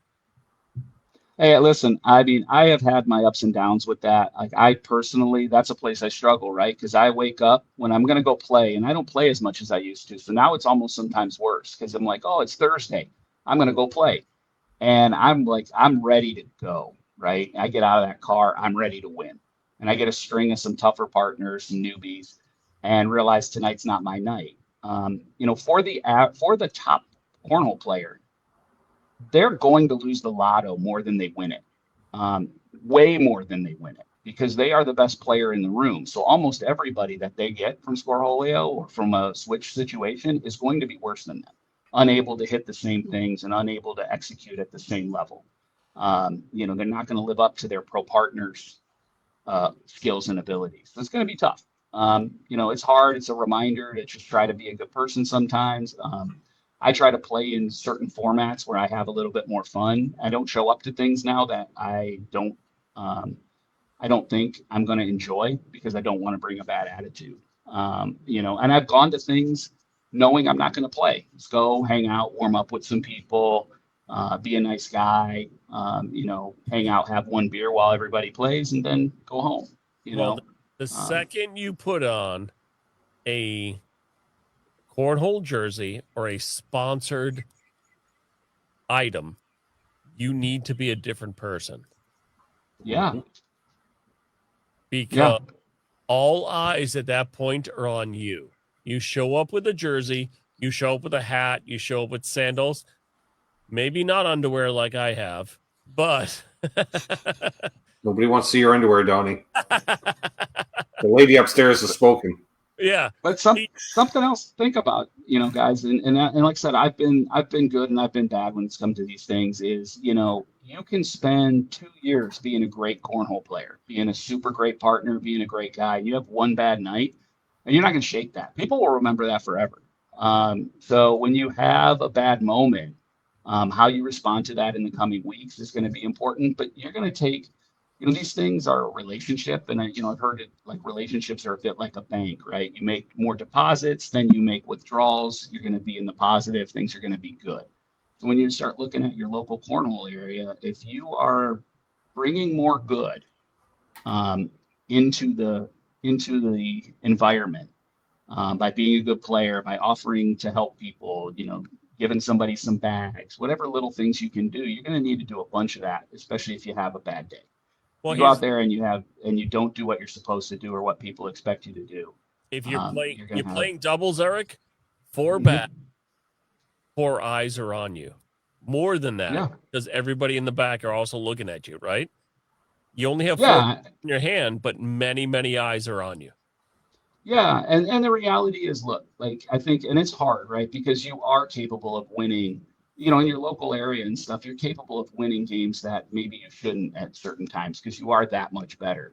But that can get in the way, right? You start getting overly competitive. It gets late in the tournament and you're wired and you're dialed and you're trying to throw all the bags in the hole. You've had a few beers and you're comfortable. So you might lash out. You might say some things that you shouldn't. And the reality is everybody's got expectations on you, and they're not your expectations. Your expectations are all about playing. They're about performance. They're about whatever, but everybody else wants you to be a nice guy and do this and do that, and do this. But sometimes those people, because you're a pro, are voting against you. Oh, yeah. I mean, look, it works a bunch of different ways, but at the end of the day, like I said, they're judging you and there's nothing you can do about it. So if you're going to expose yourself to that and you're going to go to those things, you're going to have to bring a good attitude. You're going to have to expect that they like when you lose. They will root against you. I mean, I play in a Moose League where me and my partner are really, really good and we win most of the time. And whenever we're playing the Moose Championship against, and you would think they'd root for us. They were rooting for the guys coming in second because they were also people from our club and they were also people from our group. And those guys had a great run to get to where they were at. So the whole crowd was rooting for them. And before the match I walked up to my partner and my partner's like, hey, they're rooting against us. And I go, yep, but we got to stand there like pros. We got to stand there and smile and just do our thing, win this game. They'll cheer us on after it's over. But they were rooting for the opponent, and then good. They were rooting for the upset. So I do have to say hi to Ben's personal music roadies in the chat, Mark Taft. I have to say hi to him. because we know Ben can't carry anything, and Mark's the one that has to carry it. but you see that going into a league is last 1 week ago from tonight. I went out to play in a league that has no affiliation with any other organization. I went out to have fun, and yeah, I wore my down and back St. John East Coast Cornhole collab, and but nobody knew me except for maybe I think there was 4 other people in the building knew me. Everyone else had no clue who I was, and I went out to have some fun, and I was having fun, and I was actually not playing too bad. I had like a 4.5 PPR, but no, but I was having fun. But then Mike Pave, a great guy, absolute great guy. Then I had to play against him, and he was telling other people like, "Oh yeah, this guy here, he does all the live feed for the ACL Canada. He does this, does that, has a podcast, does this." All of a sudden, everyone's like, "Oh, you're really good." Good at talking about it. My game was done. I couldn't throw a bag, and then we ended up getting into a tiebreaker with 3 teams, and the way that they broke tiebreakers was one person on the team had to throw 4 bags, and then your total of those 4 bags is how you kind of get in the standing in those 3 teams that are tied. How many corn dogs did you throw? 2, because the guy said to me, "Well, here you go and play because you're better," and then I threw a 1. Luckily, the person after me threw a 0. How many bags did you throw? 4. And you threw a 1? Well, 2 of them were corn dogs. I heard the story. I got enough of the beginning and the end. So you threw a 1? I threw a 1. 2 corn dogs. I'm sorry. But the person after me threw a 0. So we advanced. Hey, look, the pressure ratchets up for everybody, right? And I heard you say, like, as soon as somebody starts talking about who you are, like, I'll go out to something, and as soon as somebody starts talking about, like, oh, I can do this or I can do that, I'm like, guys, come on, man. Like, I'm playing with somebody who's shooting a 4, and we're going to play against 2 guys shooting 8s. There's not that much that I can do. Yep. I mean, a 4 and a 12 is 16, and they're shooting 8-5 each. Like, we're not winning that game. And it's tough, right? You can't go up to your partner and be like, hey, we're not winning this game. Like, that's not what they want to hear either. Yeah. So, like, if you go out to play, you have to understand that sometimes the deck's going to get stacked against you, and that's just what happens. I mean, I play at my local league whenever they run a switch, it's never going to be Cornelius method. They're never going to go 1-2. Like, I've gone to it where it says 1-2. They're going to do Cornelius that night. I walk in the room and it changes. They want to have fun. They don't want to just lose to me. They want to have some fun. They want to have a chance to win. I just like telling people, I don't like when people watch me and they're like, you do a video podcast. I was like, yeah, but I just don't like when people watch me play cornhole. Numbers, you would understand. He doesn't like people watching him. Whatever. So you say that, right, Doug? And all of the guys here, like, I experienced for the last month. It's one of my favorite times of the year, right? I went to Worlds, I went to Spencer's, and with the Cornhole Network and all those videos that I do and all that instructional content, for me on a personal level, this is the first time I really interact with a lot of fans from outside of my local area, and it's amazing. People want to take their picture with me. I've had people buy me beers. You taught me how to throw a flat bag. I mean, all that content, it's been fabulous for me. But it is really wild because when I produce it, when I'm working on it, like just show or whatever, I see 3 guys I'm having a conversation with. Somebody else is going to watch this and reference this conversation, and I'm going to be like, I didn't have that conversation with you. Yeah.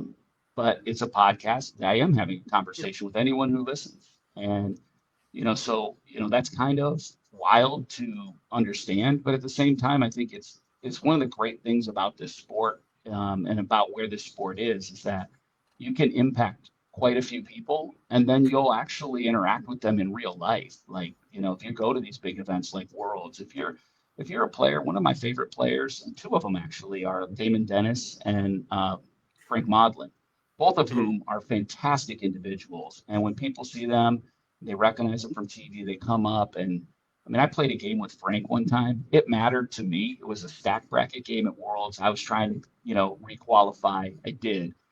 but Frank is just casually throwing like a 10 PPR while taking pictures with people walking by because the game didn't matter that much to him. At that point, he had already requalified. But like he's just casually tossing a 10-5, having conversations with passersby, and I'm sweating out trying to keep up with this guy. He's an amazing guy. I can't tell you how many times you go to Spencer's, and because of the way that format is, a game ends and you see Matt and Brett Guy beat somebody local from Northern California, and they want to take a picture after they've lost. Yep. Right? They're like, "Hey, can we get a picture with you guys? You totally kicked our butts." It's tough, right? And they'll do the opposite. Like you'll get a couple of guys that have a great game, beat somebody big, and then they're like, they want to take a picture with them, and the guy's like, "You just lost him, man. Like I want to get out of here and figure out what the heck happened." Yeah, like you talk about Frank. Like I've had him on the show once. I want to try and get him back on again, but I got a chance to see him at Worlds and a couple other events afterwards. And he comes over to me first to talk with me. Like Frank is just like, we've got so many great people in this corner. That's what I tell everyone is like, if you see these guys at events, don't be afraid to go up and talk to them because most of them are going to talk back. And you're going to have some good interaction, but at the right times. The first person I ever talked to in Cornhole was Damon Dennis in Connecticut at the Devour Man of the Year. He had that stupid pizza jersey on. And just standing there, and I'm like, wow, these guys are good. He's like, yeah, they really are. And I looked up, and I'm like, Jesus Christ, you're better than most of them. I'm like, oh, my God. Yeah. Like, literally. And that's like, you don't get that close to a baseball player. You don't get that close to a basketball player, right? You are that close to the best players in the world at Cornhole. Right, just hanging over the court. I mean, Worlds is an amazing event. Spencer's the same because as you're going through the bracket, the crowds, as players lose, they don't go home. They actually go watch. And so now you get these big crowds around certain games and they're oohing and on. And then they hear from something like 5 courts over, there's something else. And you'll see the crowd move over because the game is tight over there. It's one of the most fun environments, both of those environments, to watch people play cornhole. I've heard the same thing up about some of the Canadian events that, like, the group, towards the end, they really watch, and there's some stuff happening. There's some fun happening up there. They're all right. Well, yeah, Donny's seen it firsthand, but we talk about that going up talking to people. I can still remember July 17th, 2018. I met Timothy Pitcher for the first time on the balcony outside the ballroom down in Cherokee.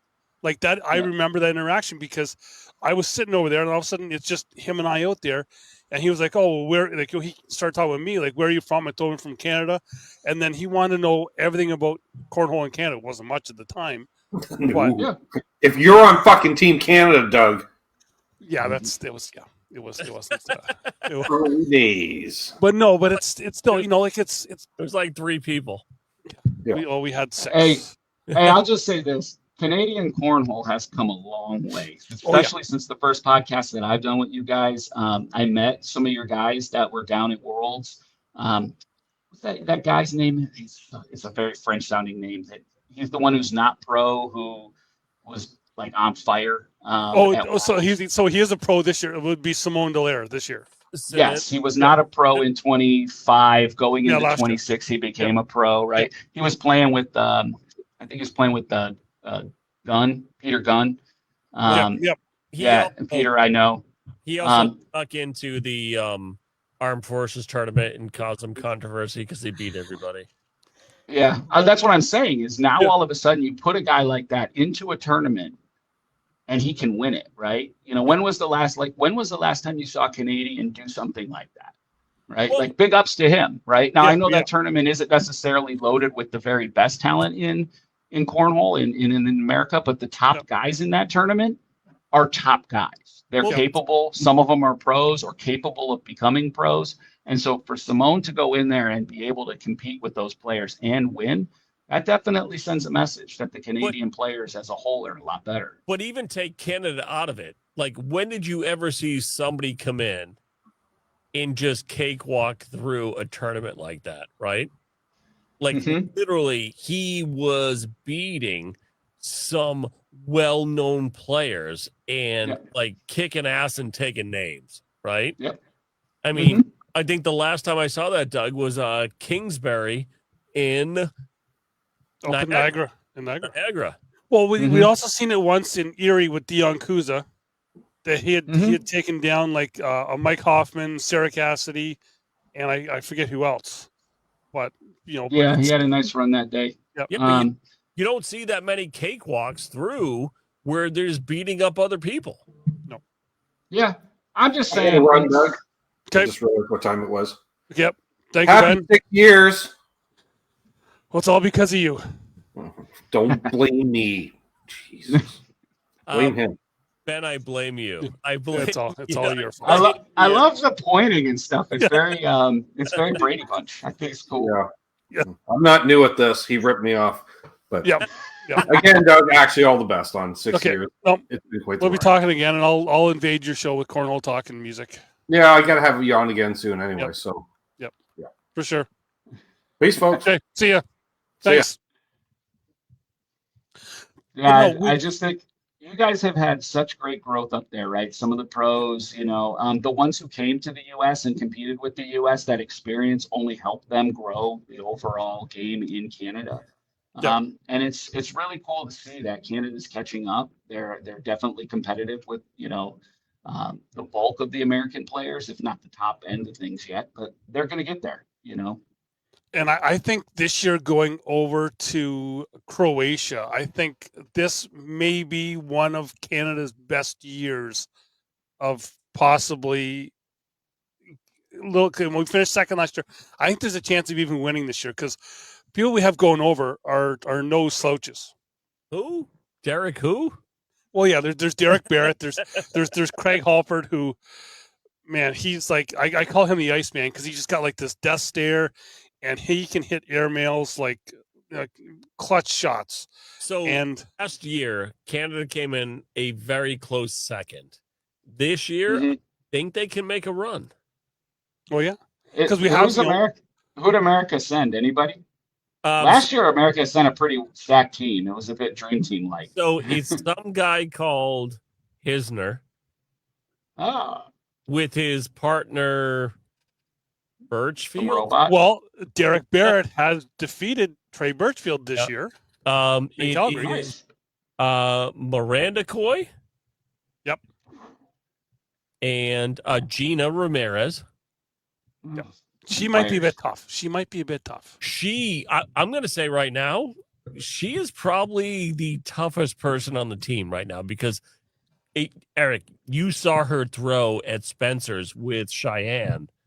Literally, she is on a tear right now. And I have seen Gina up close for a number of years out here on the West Coast and been in Arizona. Gina has grown.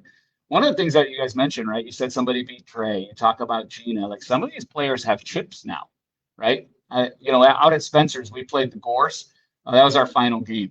And the last time I played Jake Gore, I was in Canton, Ohio, and I was playing with one of our pros who wasn't yet a pro, Clayton Kennedy, and he was playing with Caitlin Allshouse. And the video is my favorite video because literally at the end, Jacob announces that he never plays this good. And he's talking about me. And you just watch me. I'm rolling bags. I was feeling it. I was definitely feeling it. And I threw like an 11 over 5 or 6 rounds. But Jacob took, my partner in that game a little light. They went down big early. And then we just kept scoring and hitting stuff. I will tell you, Jacob, I think, remembered that. We got to Spencer's. He did not screw around. Jacob and Jackson were both on fire, put Ty and I out. If Trey Birchfield remembers losing that game, I feel bad for him the second time. Well, Trey did knock Derek out like about an hour later. But Trey's memory is long, and he probably will try to knock him out for the rest of his life at this point. Yeah. People don't like to lose, so their memories are long in this sport. Well, no, especially when you're playing in nothing against Europe right now, right? But Europe still at least 2 to 3 years behind Canada, right? Canada is probably 2 years behind the U.S. I'm not sure. I think Europe could be. I've been watching their stuff over there. I think they've got some there was some people that went to Rock Hill this year. I think they left some of the better players at home. Doug, are we going to bet again and you're going to have to wear a really bad outfit?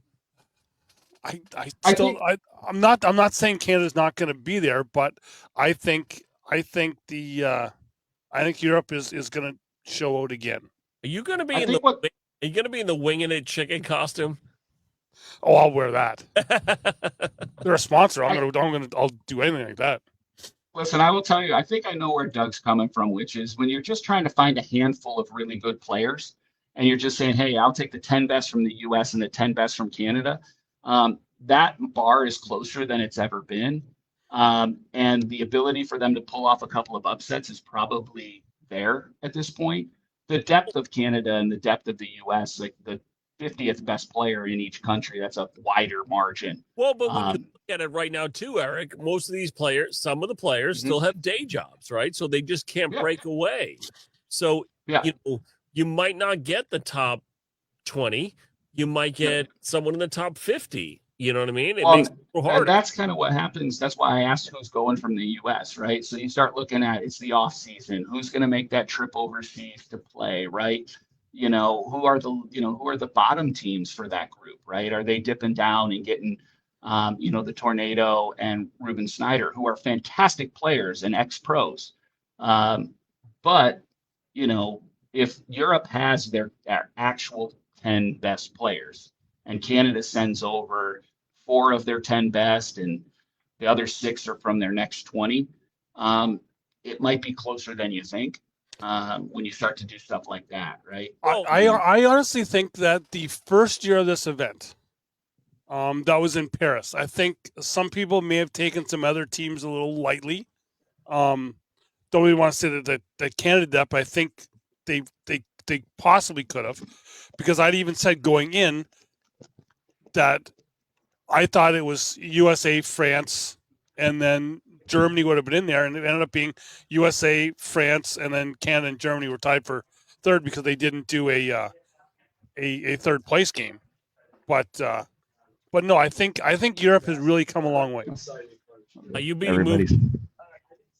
I was just making sure I wasn't the last person in the building. They're still taking statements from people from today's fiasco outside. He's doing a Bruce Hawkins with actually walking through 23 different doors. Yeah. It got so quiet here that I was really concerned I was stuck and the alarm would go off. No, but I'm going to make my predictions right now. I'm going to say U.S. is still going to win. Canada's second by 3 games. Okay, well, I believe it is a 3 out of 5. It's okay. I'm gonna put them. I'm gonna put a couple games behind, and then I'm going Croatia, maybe third. So, are they playing the style that they've started to move teams towards, where it's like a tandem crew and then like a doubles and a singles match or something like that? Is that the style they're gonna go? I don't think it's at this format yet. I think that's the format for next year, Eric. I don't think it is changed. I think it is still. Is it round limited? I don't think, Derek, if you're still in the chat, you're going.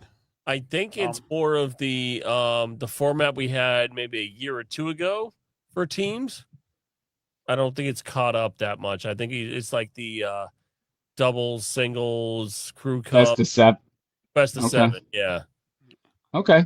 Like I said, I just ask, right? Because that's when things get wild, right? Like I think our European players, one of the things that I noticed is a lot of them are very good at running bags right now on an open board, right? If you leave the hole open, those guys can really run bags. And that's the first skill most players learn. So if you leave the board open, you're going to see a lot closer games, and there's an opportunity for an upset late. If somebody just gets a little lucky and the other guy gets a little tight, stuff happens. But if you're playing a skill-based game, you start to see the skill gap when you start to look at guys who are good at dropping blocks and working off of them. Trey and Miranda going, they're more of the block push game, so I think that can make it a little more difficult. Well, and we did see Europe playing the round limited game for the first time in that international event that was on ESPN against Canada this year down at Rock Hill. Yeah, and when I watched that, it looked like looked like the European guys weren't quite ready for that compared to the Canadian guys. You look at somebody like Gina. Like Gina's a fantastic bag runner, and she's more than capable of running for forever. She doesn't care. She'll just keep running. Well, but she's a runner. She's got a good cut, and she can throw the when she needs to. Yeah, she has scoring shots on top of being able to run them. And she's the kind of player who's going to run bags with somebody and find out if they can keep up before something happens. And if she pulls away, she'll just keep running bags on people and just run them into the ground. And most of the players are smart like that. Most of the U.S. players, that's kind of how they take these games when they don't know somebody. They'll run bags for a while and just see who can keep up before they start to mess around, because they're not going to build a hole. Particularly in a televised match or in a tough situation. They're like, no, I'm just going to go out here and throw a 10-something PPR and see if these guys keep up. But there are European players, there are Canadian players now that can keep up with that through 5 or 6 rounds easy. And then we start to see what happens when people try something. But Gina also has a great block push where she can kind of lead that right in front and then just clean up at the end, 2-3 bag push. So she can literally turn it on when she needs to. Yeah, no doubt. I'm just saying, like my experiences with some of these players is that they're very, very good at doing, running bags, all the top players. So they're going to do it for a while before they start to shift into something else. And they'll run bags to the end of the thing and, shake hands and go do it again in the next game if that's what's going to get them to the final. And sometimes they'll just keep the game going just to wear them out, because if they're going to lose, they're just going to keep it going just to make sure.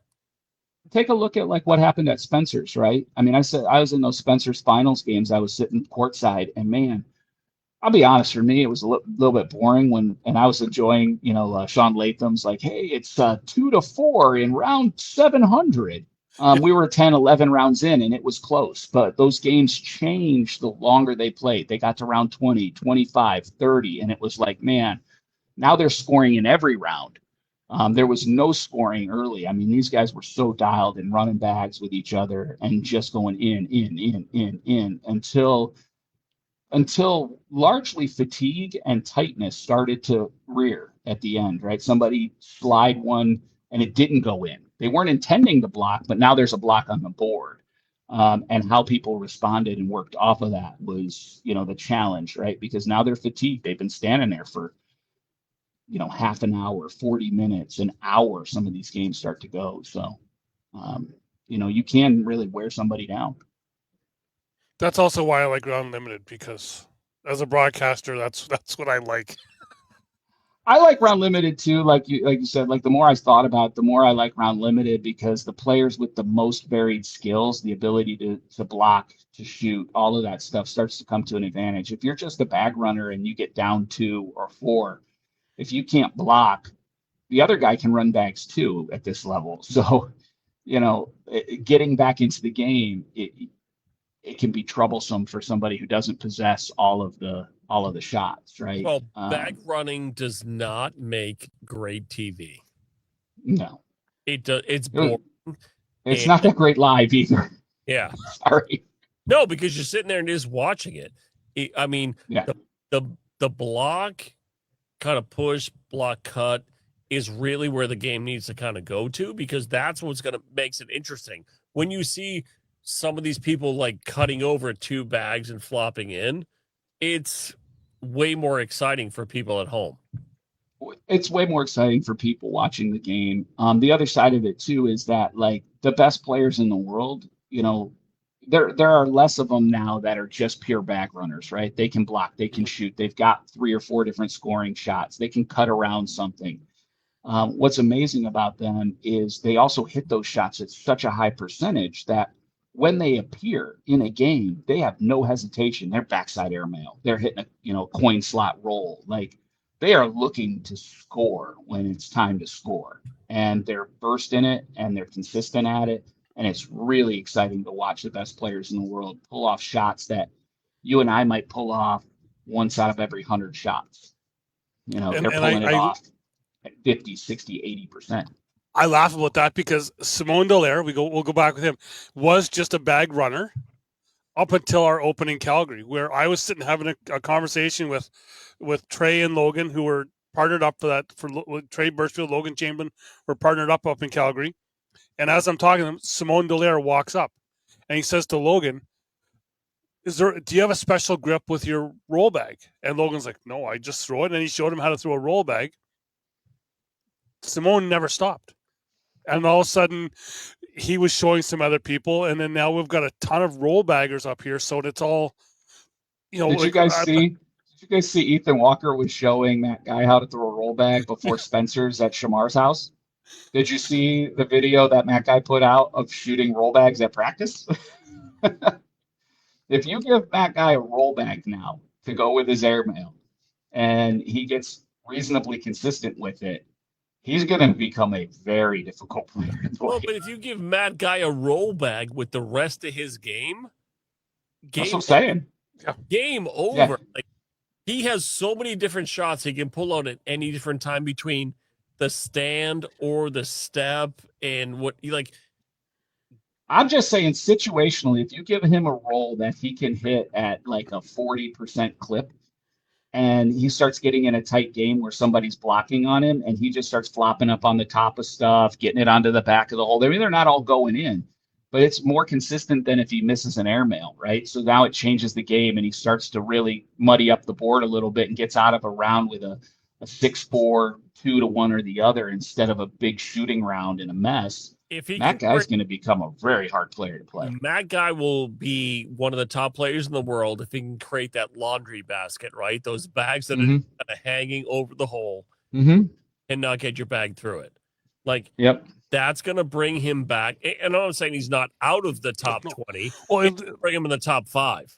Now, we've it's going to let him finish a tournament. We've gone so long. I can't remember if we talked about it with you, Eric, or if it was back with Trey. But just that whole generational of talent. I think it might have been when Jay was with Trey. Those early cornhole players, they had one style, and they all know of these people. Then there's the middle stuff. Then just before COVID, then there was all those people where there's so many people now that have no idea just how good Matt Guy. I don't want to say was because he's still great, but just how dominant he was in the sport. Well, yeah, and I mean, I think that's the thing, right? Like, I've watched Matt go any tournament. Matt is going to be at the end of the tournament. It's just how deep at the end. Is he finishing 4th, 3rd, 2nd, right? You get Matt to those end games, and he's starting to play Logan Chamberlain and Justin Burton Jr. and Harbaugh and these guys who are loading up the hole. He's starting to see 3, 4, 5 of those guys in a row. He can get through 2 of them, maybe 3 of them. But if he has to just get through a line of Ethan Walker and Harbaugh and Jackson Gore, and they're just relentlessly blocking him, at some point it wears him down. But if you give him a shot that he can reliably, reasonably use in certain situations to keep himself alive, minimize, and or score, he's going to be in games longer. And then you're going to see that experience come back for him, where he's going to be able to be like, I'm just going to keep standing here doing this, and you're going to be forced to score. You're not going to make me miss anymore. You're going to be forced to hit a bar of soap to get 2 off of me because I rolled up on top of your stuff.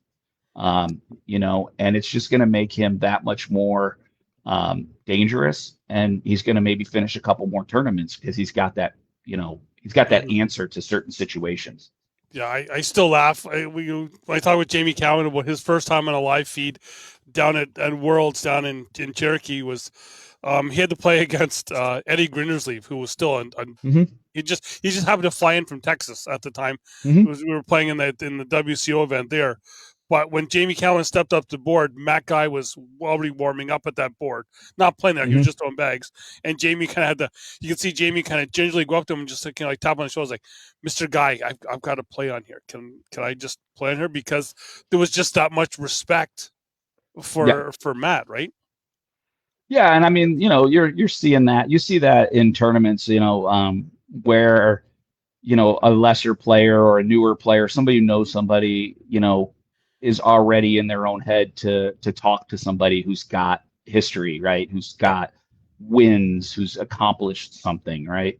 That's one of the things that I think that the young kids have an advantage of, is that they're like, I don't know who you are.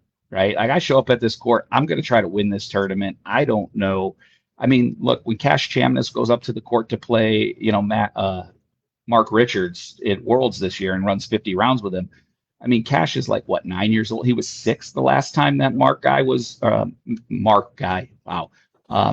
Richards was the MVP. He was like 6, maybe 7. He probably doesn't even remember that. Well, his dad barely owned a cornhole company. I mean, you start to think about it, and that is an advantage for some of that, right? When you don't know or you don't care. I've always said that the guys who like mentally don't know what's going on around them are mentally don't get phased by that stuff, have an advantage in this game because they're just like, just big dumb pitching machine. I just get up there and do what I do, and everybody around me just drifts away. That's a massive mental skill. Like I can see right now that we do have a new player who's watching in the chat here that he just he come on the scene the last half of the season here, and he's now a pro for next year. But just watching him on the live feed where he had so much composure, and that's Landon Chavra out of Belleville. And he just, he was just calm, just throwing bags. Like if he threw one off, he didn't let that affect him. And he went through the gauntlet, and he was just almost perfect through that there. And it just shows that almost, I don't want to say that these younger kids are too young to realize that they're not supposed to be that good yet. But but it's just, we've got so many, like I had said, going into another show, going into our nationals here, and I was like, we could have 4, possibly 5 juniors be pros up here next year, and we've got the 4, right? Like we've got, and there's so many great kids. I think it's amazing. One of the things that when you see these guys that they make it, right, or they have an incredible season, and we've seen that happen in the ACL. We've seen a guy come in, dominate, do some great things. The off season is crazy, and the very best players in the world are wild, right? Tony, Mark, and Jamie seem to be kind of a step above everybody else. And Jamie's shown it more than anybody. He is not afraid to go retool, right? He's a student, even if he's pumped up and playing. He knows what he's up against when he's playing a player. First time you might surprise him a little bit, but you don't surprise him the second, or third, or fourth time. He's ready for you. And, he'll learn from every one of his experiences, and he will come with a better game plan the next time he plays you. These guys, so sometimes the newer players, they'll have a breakout year, but then it's interesting to watch them as the league responds to them, right? This new guy comes in, makes waves. The league will respond. And so it'll be fun to watch, obviously the Canadian League, be fun to watch the US League to see how people respond to Austin Waskow's big year. How people respond to Cash Chamness. Most of the division has played him at this point. They know what to expect. So it'll be interesting to watch what happens with him next year. Those types of things. Even Donny got to see it in St. John's, where we had in our juniors final, we had a kid, Trent Walsh, who had only played in like 2 regionals before going to an open, right? And he made it to the final. Like he took out like at least one of our junior pros from this past year, get to the final, gets the final to play another kid, Mason Stewart, who's now got his pro card as well from winning juniors at our nationals. But Mason Stewart was a perfect game in the junior final. Nice. Right? Like it's nice. just, it's, like, and I'm seeing Joe Mullane in the chat here saying hi to you, that your videos have helped him a ton. And he's saying, I appreciate that. And that's the other thing. You're doing your stuff now, and I know I've talked to Donny about this for myself, is that I go to events on you, and you were talking about it earlier, that people come talking to you as if you've known them forever, and you're like, I got no idea who you are, but you've been watching me and watching my stuff, and it's just it's kind of listen a little bit. I love it, right? And like Donny was saying too, and we're talking about value for stuff. Like I'm still bringing value to the people that I work with, whether it's Cornhole Network, whether it's Ultra. Like when I show up at a tournament, I can go have a nice run like I had at Spencer's. I can just go be a nice guy.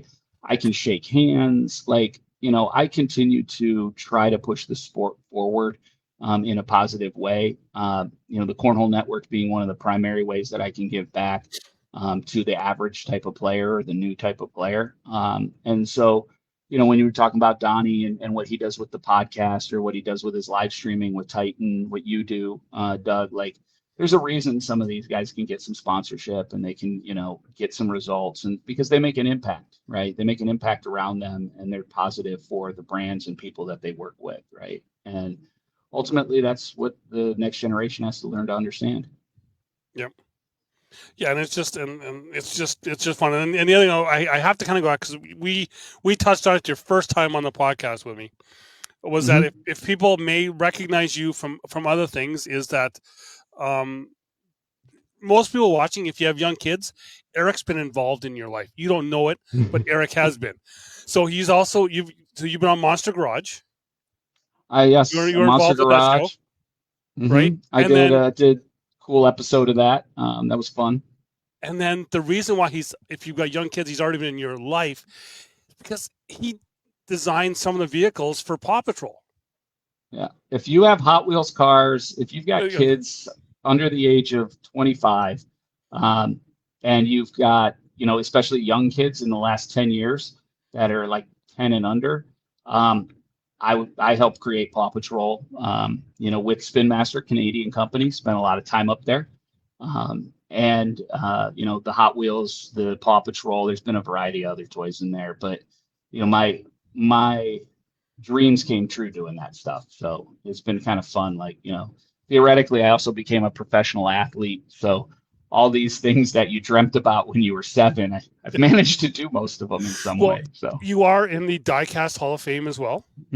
Yeah. Right. So it's, you're not just a core, and like we talked before, like you did stuff with Upper Deck with helping them out with the rookies. So it's, like it's when you folks see videos from Eric, he knows what he's talking about.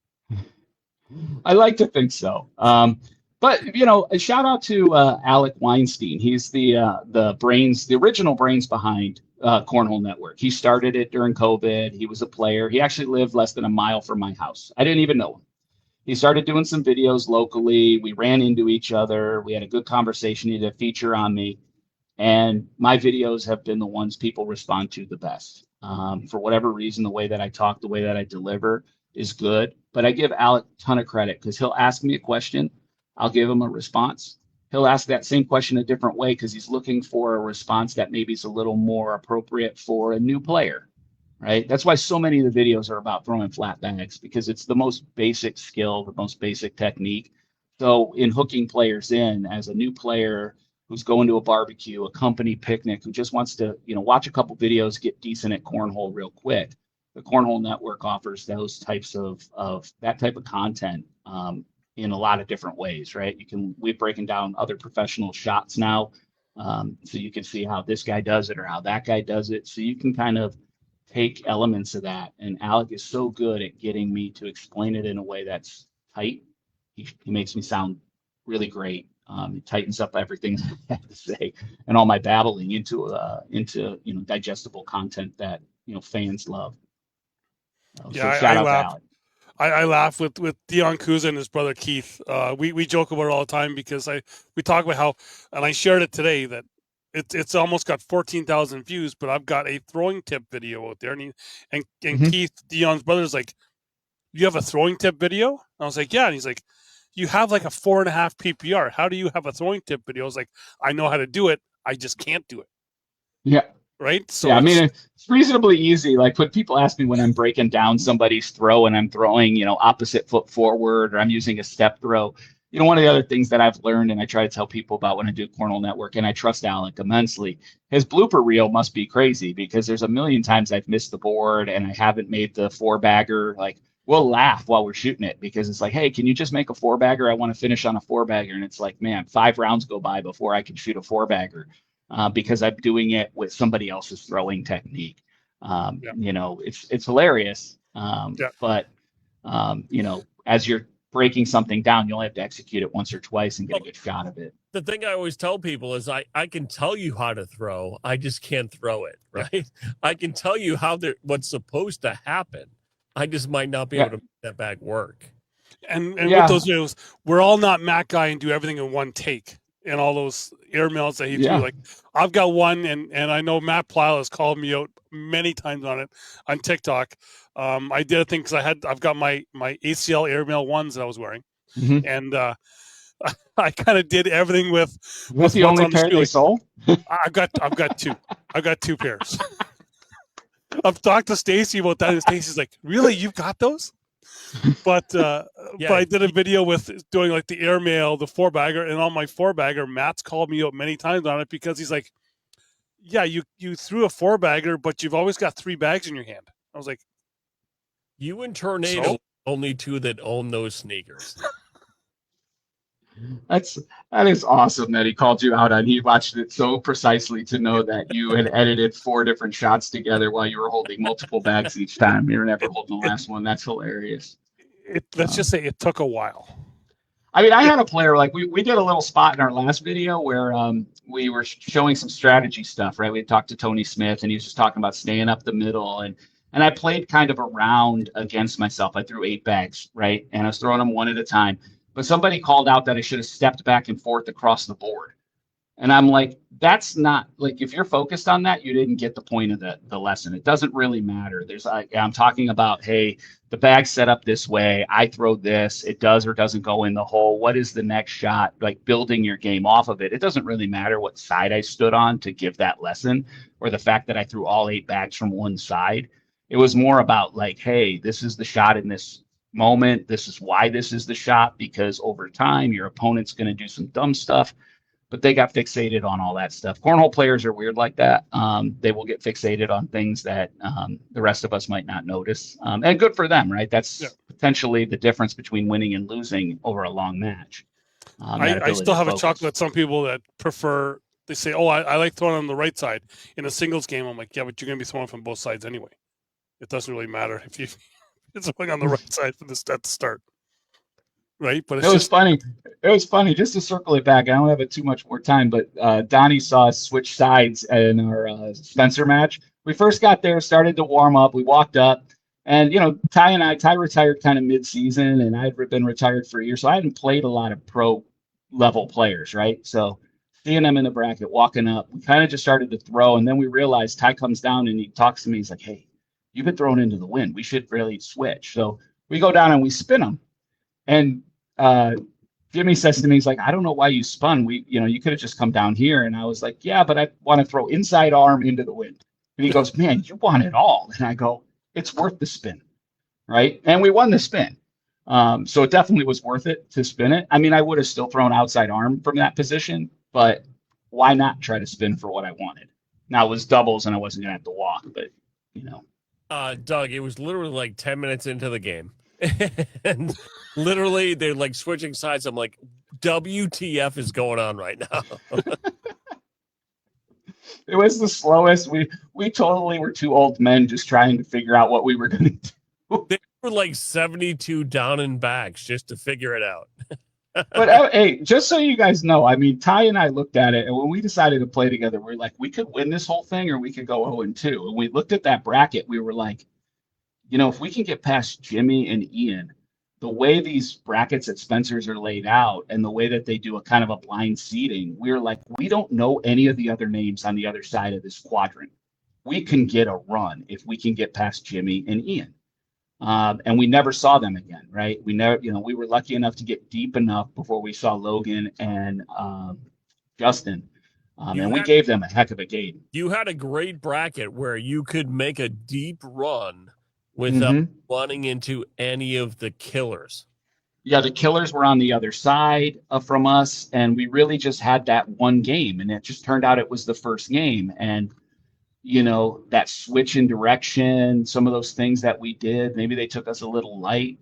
We just were able to sneak that game out, and at the end it was a battle, like just could have gone either way down at the end of that game. And I like that game too because you didn't play on the other court. Well, we were just bringing the Ultra brand worldwide. We wanted to share our ultraliciousness with the Titans of Cornhole. It was fun. No, but looking at your side of the bracket, you two had, really only one obstacle in the way, and you can make a complete run through the rest of the bracket as long as both of you stayed on your game. And you know, most likely our opponents in that game, you know, they were probably thinking the same thing. They were probably like, hey, this is probably the toughest game we got till we get to Justin and Logan, right? Well, but I think half of your bracket didn't even know who you guys were because, like, you weren't the biggest names, and if you haven't been in the game in the last year or two, they didn't know what was going on. So you two kind of could be a little secret squirrel sneaking in and going and bracket. And the reality is like, I know Ty, right? Ty is a big game player. He's been really, really deep in big events with me in a couple of times. I know and trust him as a partner. Like, I mean, there are a few guys I trust as much as I trust Ty. So, and we were going to have a good time. Like, our whole point was like, hey, let's win a few games. Let's upset somebody and see what happens. No, but the thing is, I knew the two of you. Some of the people playing us might not have known that, so they might have kind of relaxed a little bit. And I'm like, these two are kind of killers. They can get streaky and beat the crap out of you. Yeah, it definitely happens. I do think somewhere along the line somebody said to me that day, "Hey, I seen you on Cornhole Network. You showed me how to throw a flat bag." I'm like, "Yeah, this is a bracket game that matters, dude. Like, I'm not interested in a conversation right now." Don't talk to me.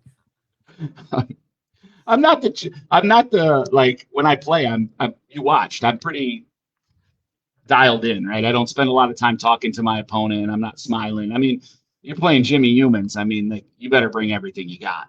Who? You know? Yeah, I mean, he's so good. And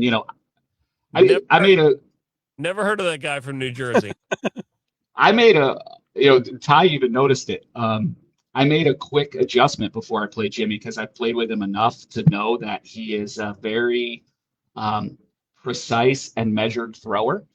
Throws one bag at a time and keeps his bags on the board. And I know that when I play, if I hold all the bags, I can rush myself. If I get in a rhythm, I start rushing.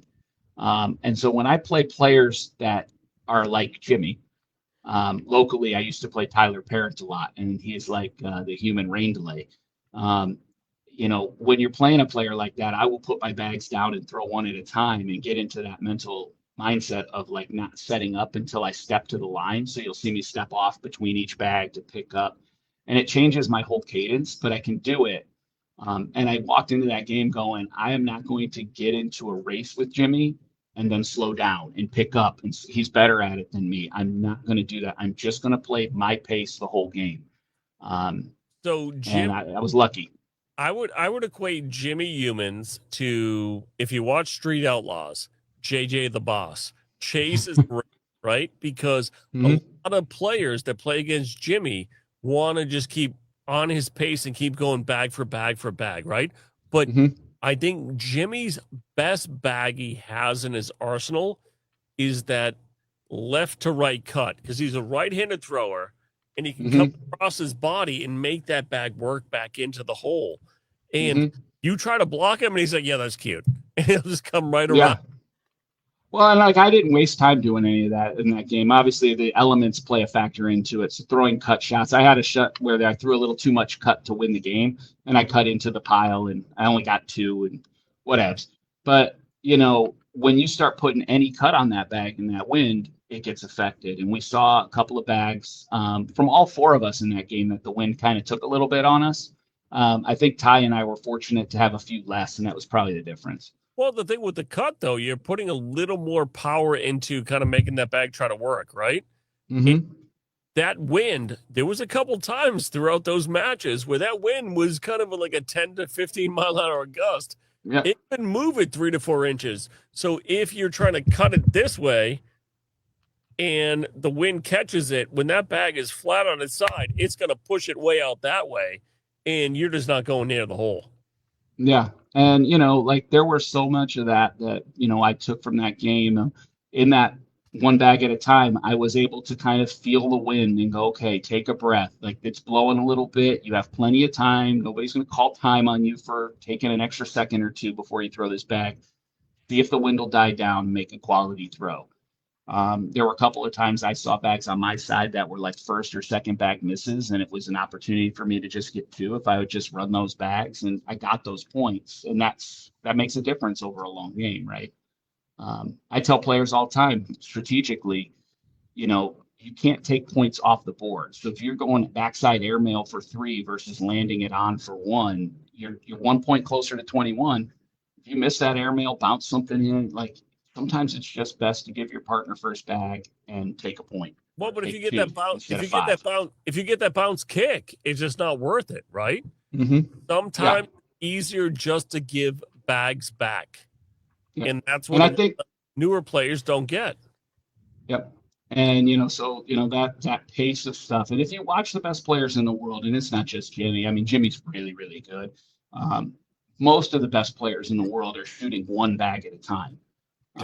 And it is, that is a skill in of itself to just be able to take a breath, execute 1 shot, and execute that 1 shot at a high percentage. So wait a minute. So you're talking about the pros at a high level. Have you played with the TV where you can see the board on the other side? Because I mean, most of us have gotten some of that opportunity where, like, I've been playing, teams game or something like that. I've had those opportunities to watch that. That's what really, if you look at the TV game, that slows it down because they kind of turn to the side, see what that bag is, and it kind of gives them a little more insight. Yeah, what's really neat about that is if you watch those guys do it, there are a lot of the guys who do it really well are in teams where they don't have a lot of talking. It's just 2 guys playing singles kind of, right? So they look at the board, they try to get the best angle. They don't have to ask somebody on the other end to like explain what the shot is, because now they can see it from the overhead cam. And they're like, yeah, can I get in that gap? I know if I can get in that gap or not. I know if it's worth me doing. When we played, on your court, Ty had me come down a couple of times to look at shots, and I hit a big shot in one of those situations for a 2. And I think when I was listening to you guys saying, hey, maybe I should just throw it on for a wash. And Ty's like, hey, we're here to win. We're here to try this.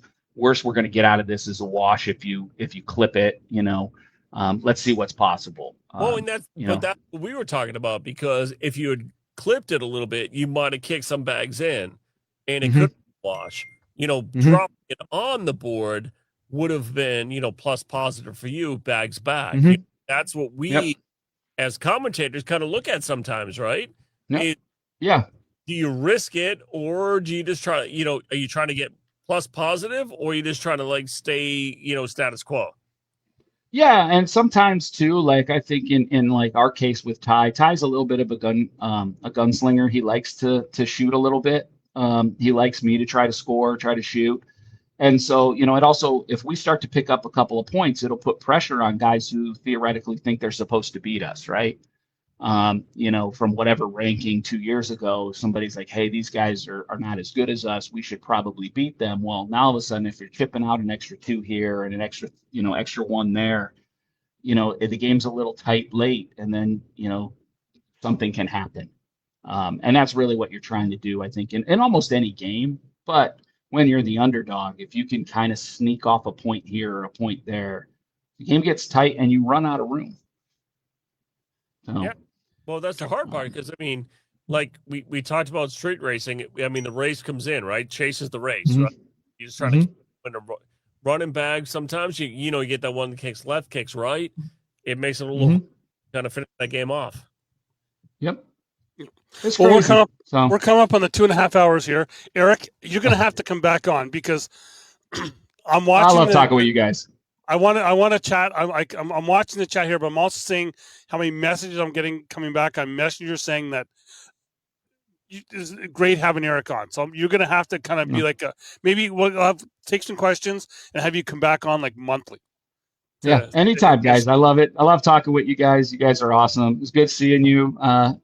Mike, Mr. McPhee. It was Doug. You're gonna have to get to Spencer's. I do. It's worth it. We'll get you a sunburn. It's free. Eric, I got no problem with that. Here's the problem. My wife saw some Spencer's broadcast. She's like, I want to be there next year. I'm like, ooh, I don't know how that's gonna work. Well, that's how I'm trying to get to Spencer's. I'm trying to get her to come with me. It's so much fun. It's so much fun. Listen. All right, guys. Well, congratulations on 6 years, man. That's awesome. I love what you guys are doing. You guys continue to make great content, and that's what's important right now in the sport, as we all kind of help try to grow this from where we're at now. Yeah, we're just we're just here trying to have some fun. Is kind of all that we're doing. And like I said before, like before you came on, I was talking with Ben. He does this with the music community, and I thought that this is, you know, with how technical we can get with bags and everything else, it's just fun. People just come to chat, and it's just it's fun to do, right? It's awesome, man. And that's kind of all we need to do is just have some fun. So sounds great, man. Thank you for coming on and being on this night. All right, Eric. Thanks, safe, guys. Talk to you soon. We're almost 2.5 hours, Donny. Listen, like, and I didn't tell you before the start that I was having a nap because I was tired. And I'm like, oh, we still got to do the show. Listen, I had a big meeting before this. I had like an hour and a half long meeting, and I was flying home, and I'm in the truck on the highway. State police, do not listen to this. Texting people with the show link. But I think we had some great guests on. So, well, 3 people who have had a big impact on it. Well, sorry, 4 people who have had a big impact on the show. They have 5 including you, because this show I wouldn't have had a thought of doing the show without Trey Ryder already doing his throwdown stuff. And if you haven't seen any of his old throwdown stuff, folks, go back on the ACL YouTube stuff. They've got some of that old stuff on there.